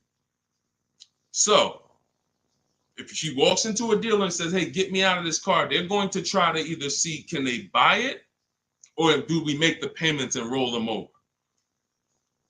What happens most of the time, and it's usually a better situation, guys, is you would use that lease penalty calculator, you put in how many miles you're driving per month, and it's going to tell you, if you go all the way to the end, this is how much your mileage penalty would be. I had somebody who I work with use that calculator. He found out the mileage penalty would be a little over $2,000. But if he got out now, his payment and mileage penalty would be $5,000. See, first thing we want to do when we find out we're going over mileage is, let me try to get out of this car. Oh, you don't realize that that's a bigger penalty you're paying, breaking the lease early, versus go to mileage, and then you find yourself a below market deal. You get yourself a deal like this. Get yourself a deal like this, because I told you I'm gonna be showing a lot more people. We had so many people get cars over the last couple of days. We gonna be showing these people. Look, this is Melissa. Melissa got a 2025 Honda Pilot EXL. She got a 15,000 mile a year lease. And oh man, I didn't even when I screenshot her, hold on.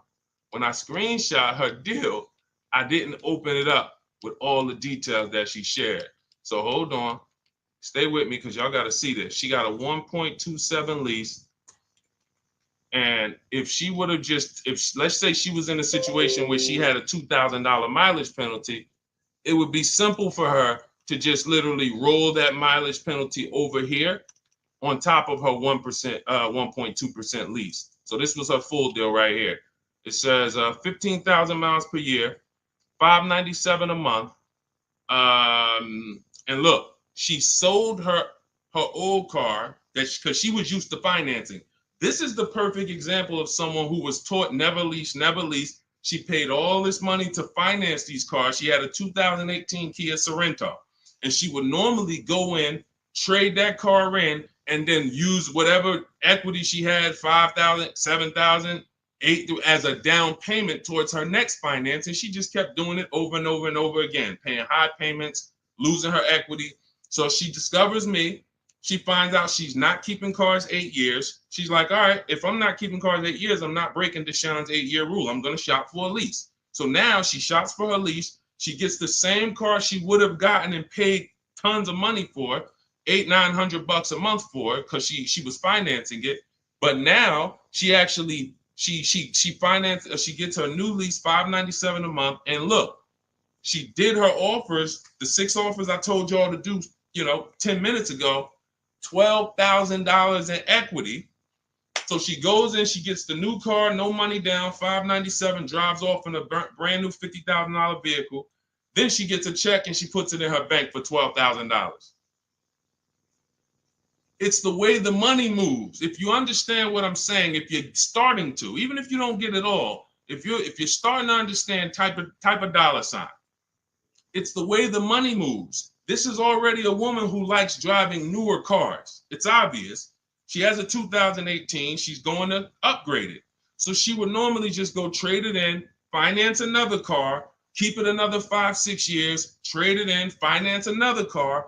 It costs big money to finance these cars. It costs huge money. So now what she did is she said, okay, I drive 15,000 miles a year. I'm just going to get a 15,000 mile a year lease. If she would have got a 12,000, payment would have been $25 less. If she needed 18,000 like Jen, look at Jen's deal. Jen needed 18,000. Where's Jen? Here she is. Look, she says $512 a month. She got a CRV hybrid, and some of these vehicles are very in demand. So when you see vehicles that are closer to the 1% leases, these are vehicles that have bigger rebates, more support behind them. And sometimes you see vehicles that are 1.2, 1.3. They have a little less support from the manufacturer, but you still need to shop to get great lease deals because most people are paying, either huge down payments or then, they're paying over 1.5%. Again, let's stay on topic though. If you look at Jen, she said my payment was $512. I bumped it up because I wanted 18,000 miles a year to $563.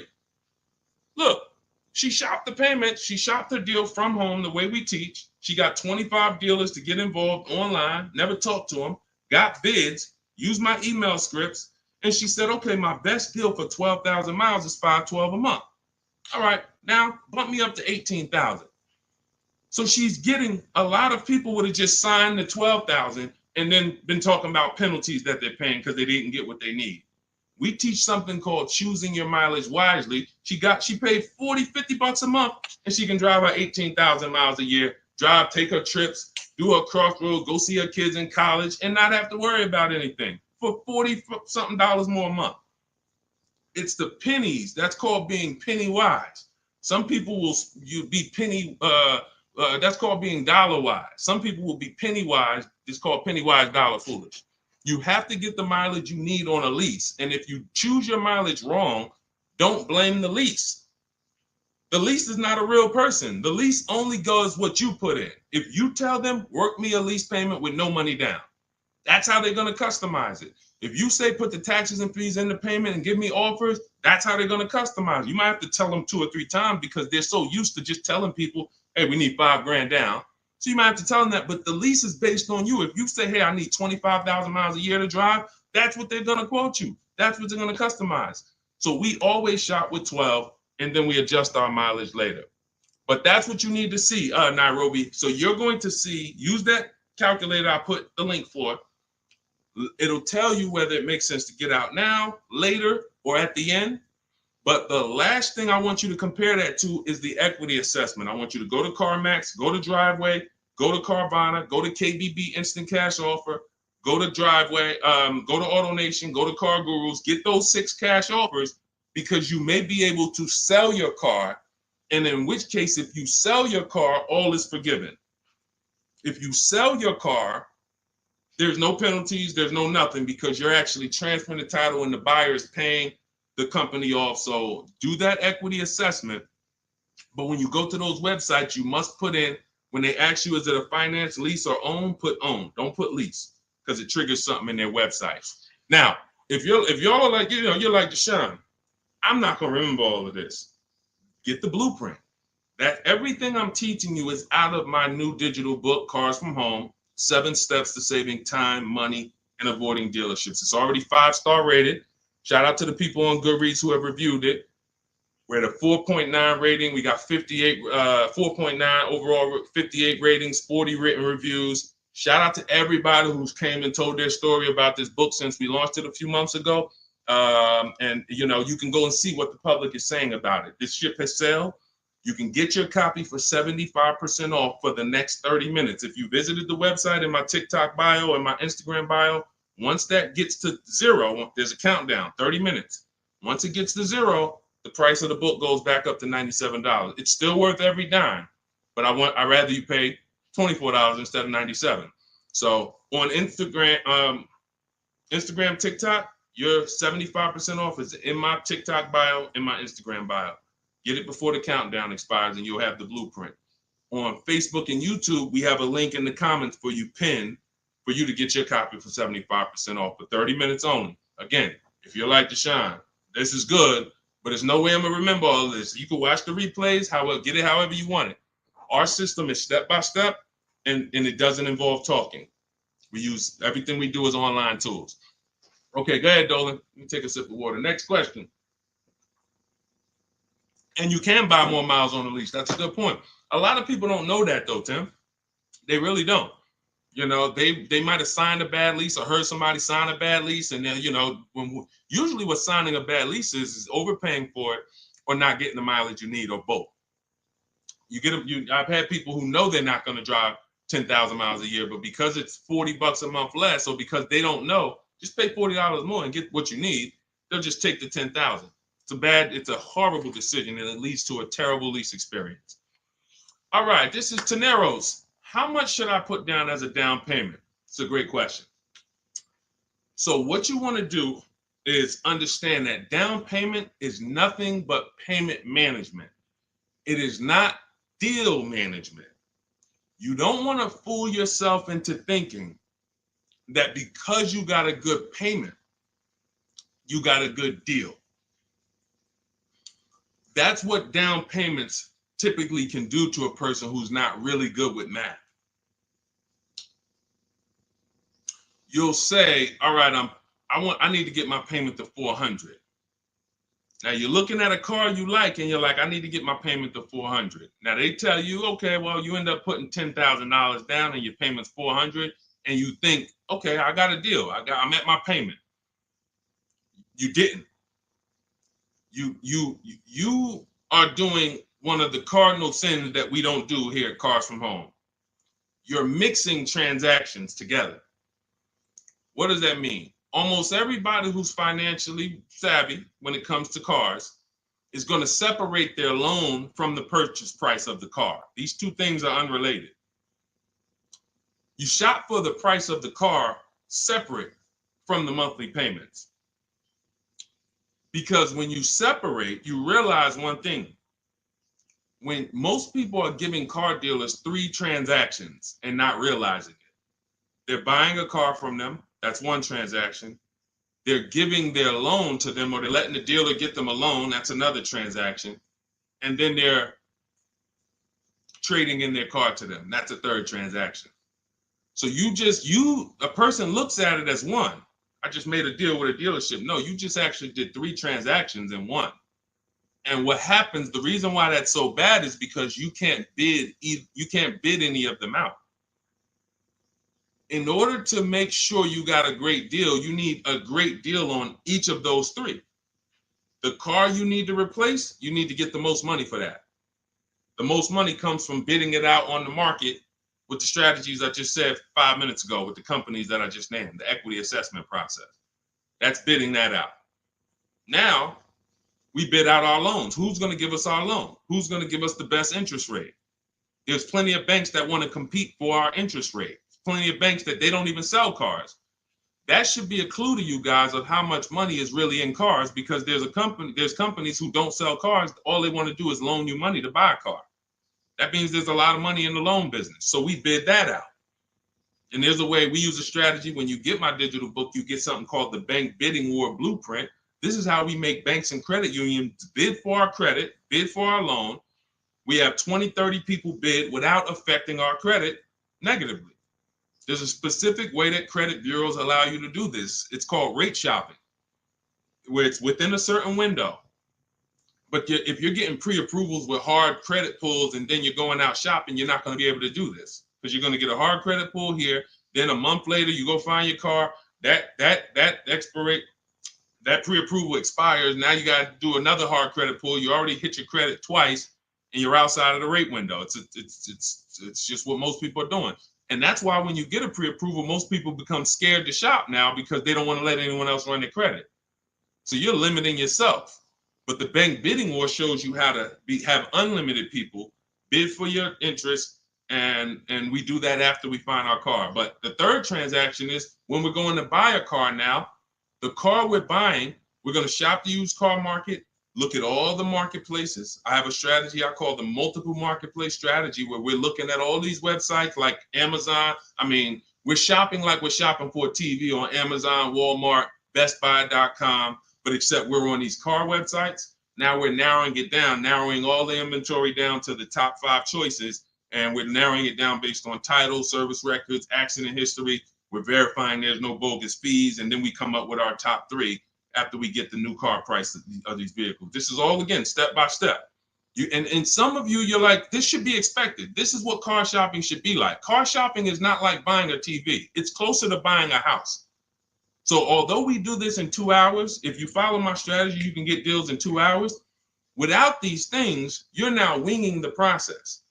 But first things first, when you determine, when you add to this question was about how much money should I be putting down? When we separate our transactions, now what we've done is we went out and we found the car we want at a below market price. Now we go to our lenders and we start the bidding process and we say, okay, who's going to give me the best interest rate? And whoever gets me the best interest rate, now I put it together with the car that I have on hold. And I say, okay, what's my car payment now? And they may say, okay, well, if you finance the whole thing, your car payment's, $580.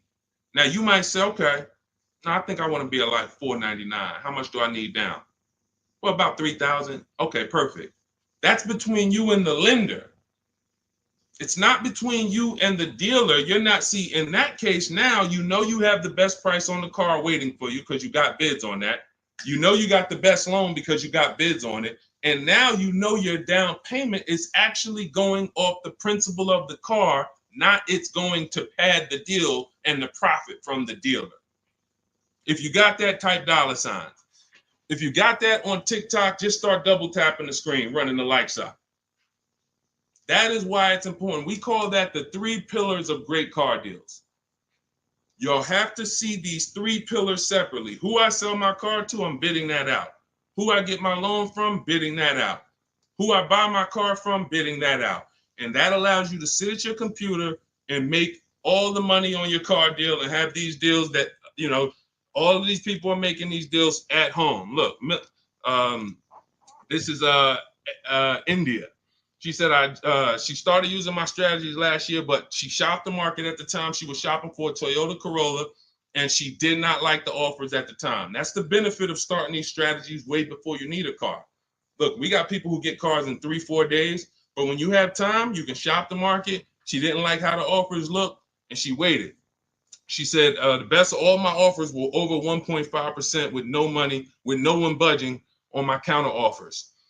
Fast forward 2024, I had to find a car in 2 weeks, so I got to work. In about 5 days, I walked out with a 2024 Hyundai Elantra Limited, $36,000 for 36 months, $12K, $365 a month, no money down. Boom, $365 a month, no money down. The MSRP was $28,725, making it a 1.27 deal. People would kill right now to be able to buy a car, drive a brand new, dependable car, fully warranted car, shop from home, never had to be stressed out in a dealership, begging for discounts. She's sitting at home and she drives off at $365 a month, brand new car, no money down. This is what it's about, people. It's about learning the strategy so that you keep the most money in your household. Okay? Everything I'm teaching you, everything India used is in my new digital book, Cars from Home, 7 Steps to Saving Time, Money, and Avoiding Dealerships. You can get your copy as part of our launch offer for 75% off in my TikTok bio or in my Instagram bio, but it's only for 30 minutes. After 30 minutes, the price goes back up to the $97 price, which is still great. If you missed it, and you're like, Deshone, I missed it, but I need these strategies. Listen, it's $70-something more. And the strategies you're going to use to save we can't even quantify it. We showed you earlier, somebody saved 25 grand off their price, almost 30 grand off her Mercedes. You've seen discounts of 6,000-7,000. You've seen ridiculous pay. It doesn't matter. The value you're going to get far outweighs the cost. And here's one thing. Financially wise people look at value. Financially foolish people look at cost. Let that sink in. Okay, those of you on YouTube and Facebook, I have a comment below for you. We have a comment pinned. You can hit the link below. You'll see the 75% off. Now, make sure when you get your book at the 75% off, if you get there before the 30 minutes is up, make sure as soon as you purchase, it says screenshot the thank you page. You'll see I put on that page, your book is below. You can click it to open it immediately, save it to your phone, save it to your computer, and I also email you a copy. But I want you to screenshot that page so you can have my support team's email. Every now and then we get people that typing so fast, you actually type your email in wrong. and then you didn't save the book right there on the thank you page. So now, how am I getting my book? You got the support team email. They're 7 days a week. Email, hey, I think I might have typed something wrong. I don't see my book. It's not in my spam folder. Get my team so we can get you the book immediately. So you can have these strategies, protect your family's money, shop with confidence, enjoy car shopping. I enjoy shopping. These people are like, enjoy. Look at what Adina said. Look at what Adina said at the end. She said, thanks to Sean. Hold on. Thanks to Sean for making the car buying process easy. And I want to upload this because it got cut off too. So I'm going to upload this. Thank you for making the car buying process easy. I want you enjoying car shopping. You're about to spend a ton of money. Why should you dread? Look what she said. Last sentence. If you're on Instagram or if you're on YouTube, you can see it. So, all right, Dolan, next question. Let's fly through a couple more. We still got some more time. Come on, y'all, keep typing.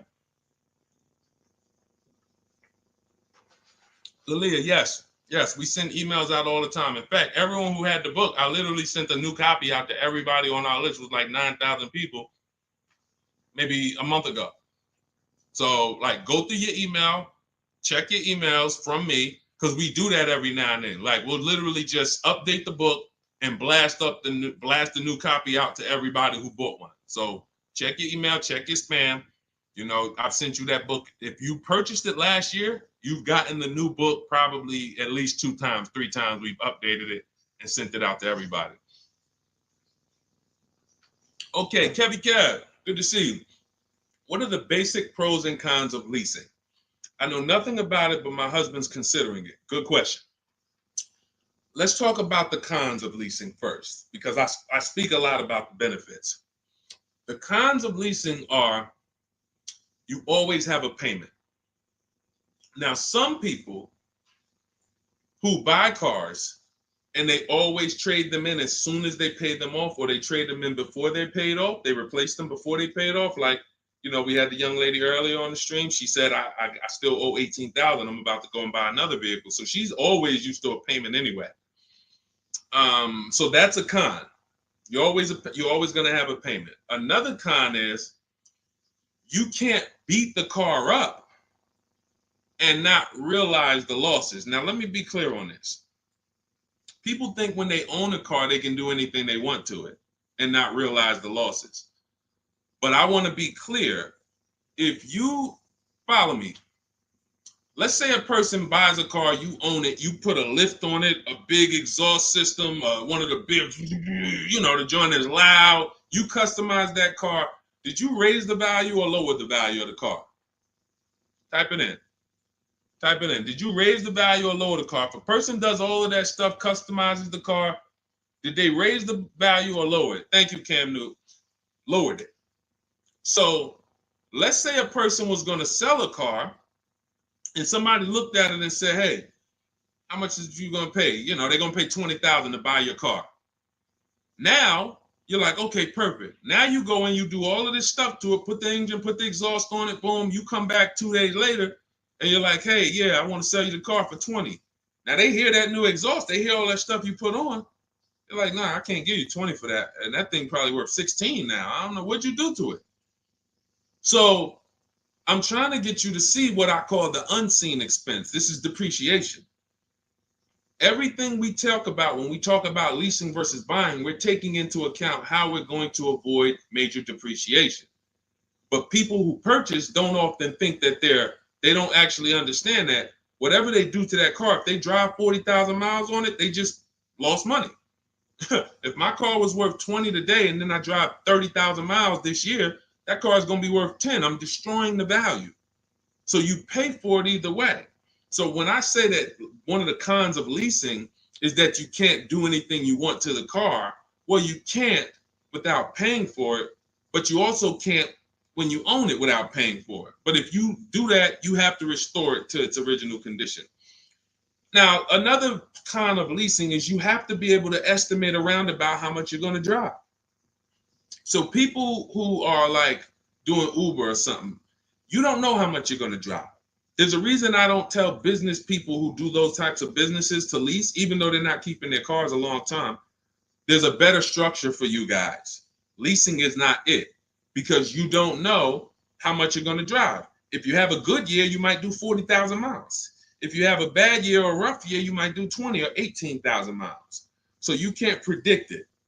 So with leasing, you have to have an enjoyable leasing experience. You have to have some type of an idea when you're going to, how much you're going to drive. Now, one of the biggest cons to leasing is you can overpay by a lot because it's not transparent. It's not transparent. Could everybody who shares, there are a couple people on here, you always share the broadcast. I appreciate you. We need you. Can you hit the share button, hit that arrow, hit that paper plane, and tag one friend in, just in case they might be going to the dealership tomorrow. We need to make sure that they have what they need to win. So shout out to the sharers. We can't do this without you. Now, when you consider that you can overpay, see, when you get a purchase deal, everything goes on that receipt, the buyer's order. You can plug that into a calculator and you can match those numbers up.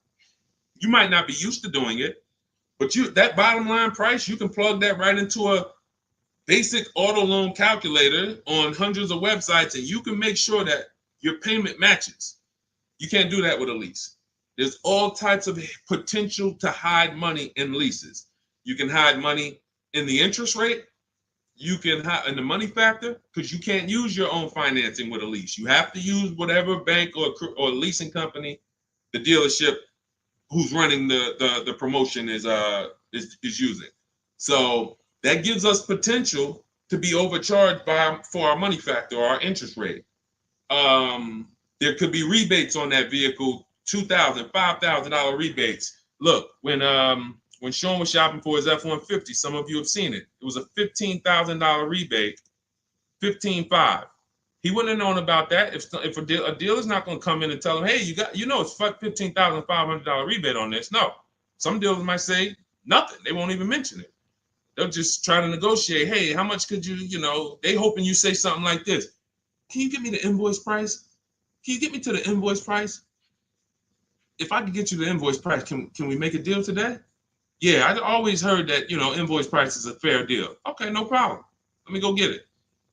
So they're not going to tell you anything about, hey, we got $15,000. He didn't ask about the rebates. He didn't ask nothing about rebate. He don't know anything about the rebates. Let's go take off $5,000, get him the invoice price. We're going to make $20,000 profit on this deal.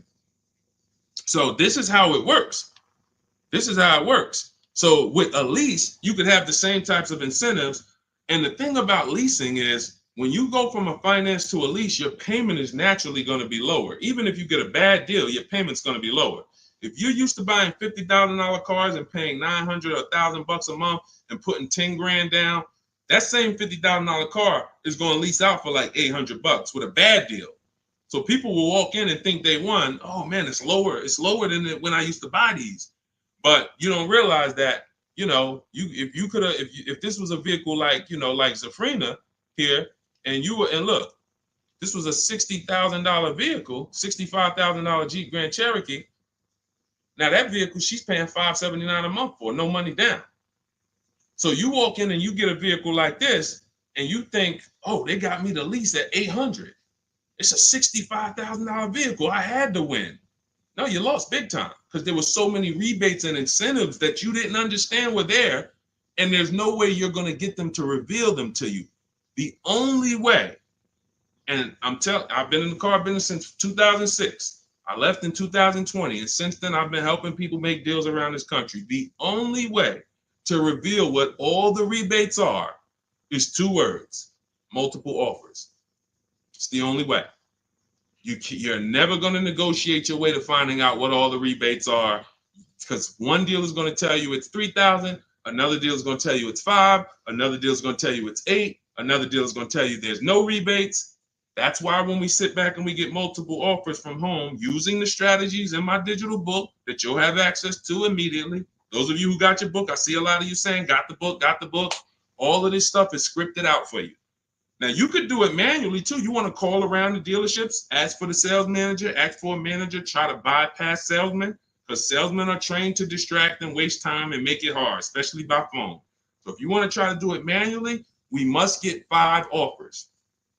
New cars, leases, you must get 5 offers from 5 different dealers because that's how different the offers are going to be. They're going to be major different, not close, major. I always say if your offers aren't $150 to $200 a month apart, then you didn't shop correctly. Okay, go ahead, Doe. Let's shoot the next question up. That's it, Kevy Kev. That's the pros and cons. Oh, let me hit on the pros. Hold on. Let me try to sum up the pros of leasing before we wrap this question up. Pros of leasing are when you get below market leases, you're driving new cars, warranty cars, always under warranty in most cases. Something breaks, you call a dealership. Hey, this broke. Come on in, we'll fix it. You're under warranty. When you get below market leases, you're driving new cars for cents on the dollar. You're driving new cars and you're paying less than what people are paying to buy, lots less of what people are paying to buy them new, and you're paying less than what people are paying to buy them pre-owned. Some of you've seen me do that scenario where I compare a new lease, below market lease, to a pre-owned version of that same car. Take that $65,000 vehicle that Zafrina got, $597 a month. If she found one for, $30,000, half price, let's just pretend, and this is to illustrate to you how drastic the difference between below market leases are and buying. It's not even close. It's nowhere near close. If she found a half price version of that vehicle, which won't exist, let's just say we made one up and just put it right here, half price.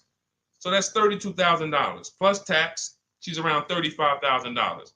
Some of you know every $5,000 on a car payment is about how much per month. I mean, when you look at a car, every $5,000 on a loan is about how much per month.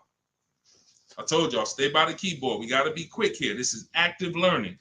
You don't want to be distracted. You want to be locked in, active learning. Every $5,000 on a loan is about how much per month. Shout out to y'all running the likes up on TikTok too. Every time you double tap the screen, y'all just, yes, thank you, Cam New. See, I love the people that are locked in. I see you, Brenda, $100 a month. Yeah. Now, so we got $100 for every 5,000. So that means when you look at a $10,000 car, first thing in your mind should be that's $200 a month, 5-year loan. When you look at a $20,000 car, first thing in your mind, that's $400 a month, 5-year loan. When you look at a used car version, let's say she gets it for half off, $32,000 plus tax, she's around $35,000. What's that payment? $700 a month, 5-year loan. So when I tell you that when we're driving below market leases, we're paying less than what people are paying for pre-owned versions. I just took really on a $65,000 car, a decent pre-owned version will probably be 30% off, maybe 40% off. Then you're going higher. If you don't know how to get good deals, you're going to take one with high mileage. It's going to be old. So it's more realistic to find a $65,000 car, 3 or 4 years old for, let's say 35, let's say 40, really closer to 40 if it's 65 new. So now you're talking about $800 a month. So a person like Zafrina, she's driving, she knows how to get below market leases. She's driving a brand new $65,000 fully warranted version, not tying up her money in that vehicle. She's paying $597 a month, which is hundreds a month less than what a used car person is paying, and like $500-$600 it's less than what a new car person is paying. So it's no comparison. So when I tell you the only people who should be purchasing, you're like, Deshone, why do people purchase then? If getting great lease deals is so cheap, why do people purchase? Well, one, everyone doesn't know how to get below market leases. So they'll look at commercials and they'll think, oh, well, this says I got to give them $5,000 down plus tax and all that.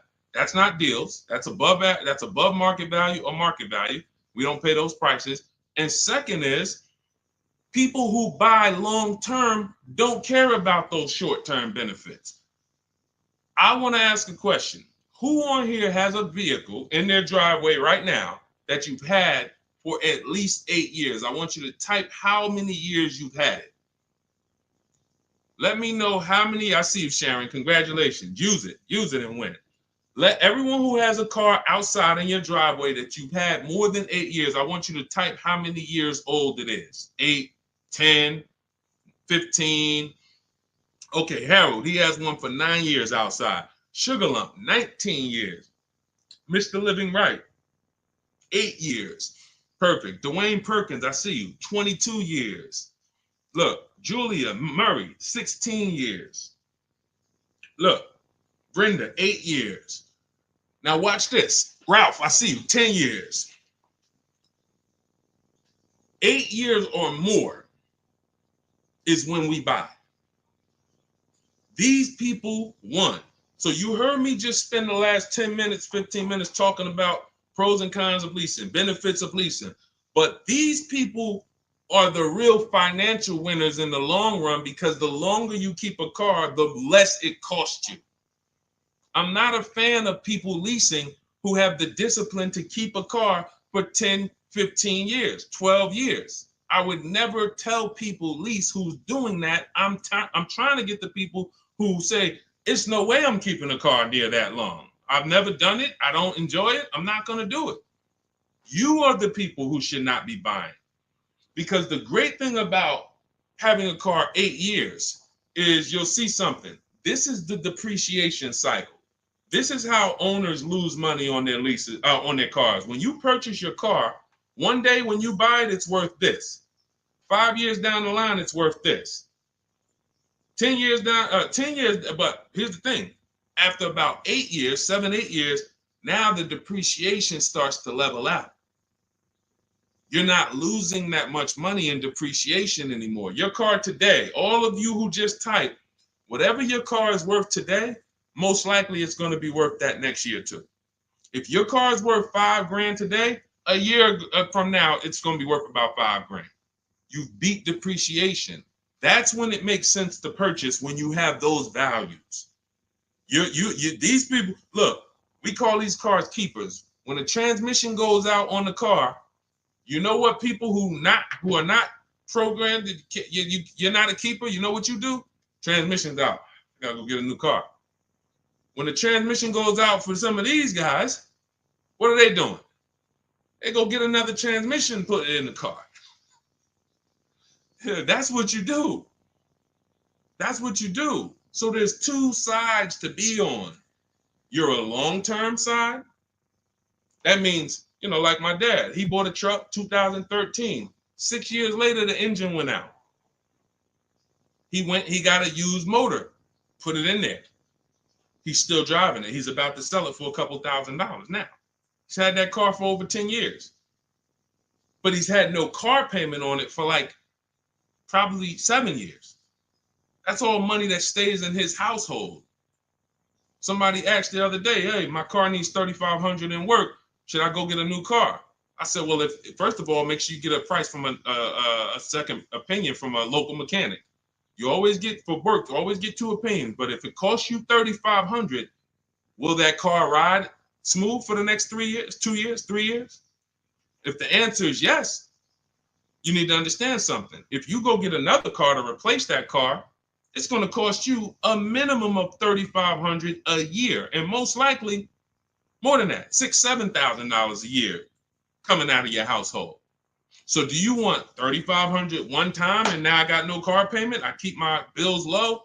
Or do you want to go get a new car payment that's $400 a month? Now what is that? $400 a month times 12, that's $4,800 a year for the next 5 years or whatever. The cost of replacement, guys, is always more than the cost of keeping that vehicle running. That's why you want to have that car paid off before the 10th birthday, and you want to set aside money for maintenance and repairs.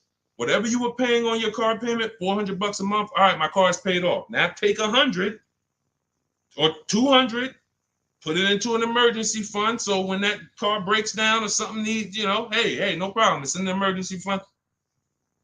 But I'm keeping that car, because the longer I keep that car, the less money I pay for a car, the more money I keep in my household.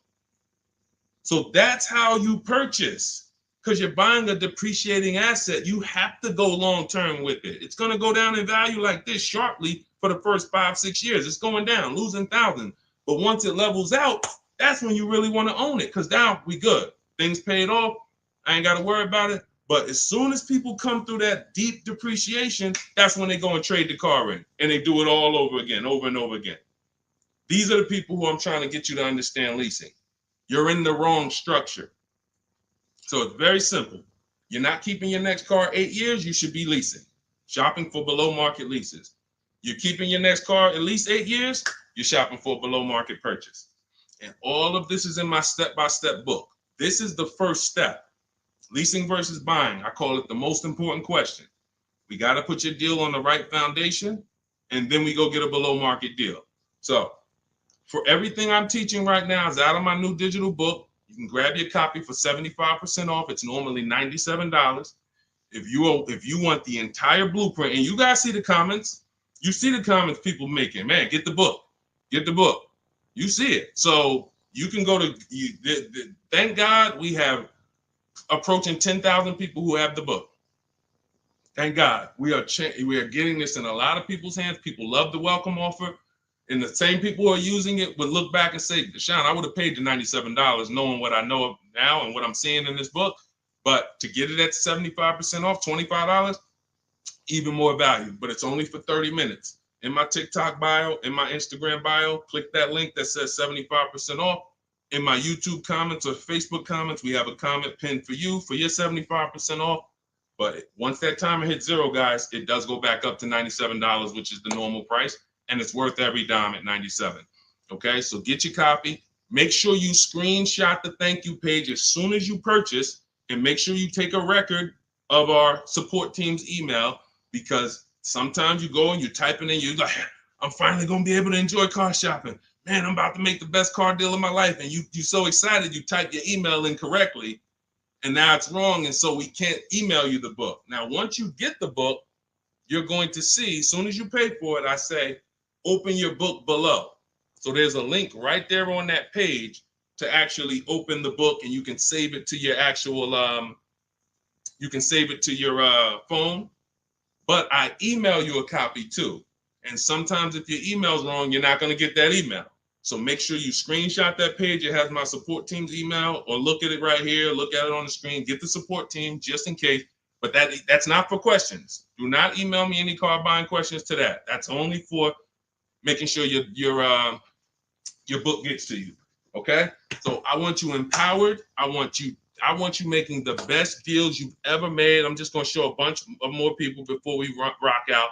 I didn't get a chance to get to everybody's deals that has sent me a deal in the last couple of days.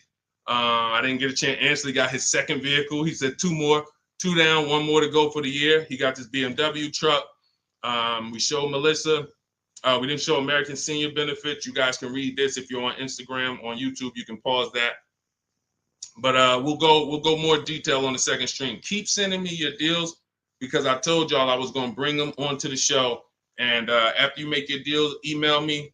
I want you guys proud of the deals you're making. I want you excited, not just about the car. Everybody gets excited about posting their cars. Everybody. You'll see that all through any social media platform. People get a new car, they want to take pictures of it, but they'll never show you the numbers. And you may have been this way, because secretly they're ashamed. The last thing they want is somebody who understands the numbers to look at that deal and be like, hey, did you see this? What's the $4,000 here? Did you see? How many offers did you get on this vehicle before you paid this price? Oh, no, I just thought they don't want that. I don't want you living like that. If you've done that before, I don't want you like that. I want you like all of these other people you're seeing posting your car deals, like Melissa, like American Soldiers Benefits, like Ansley, this is his other car, like Rosalie, like Jen. Hold on. We do this all day long.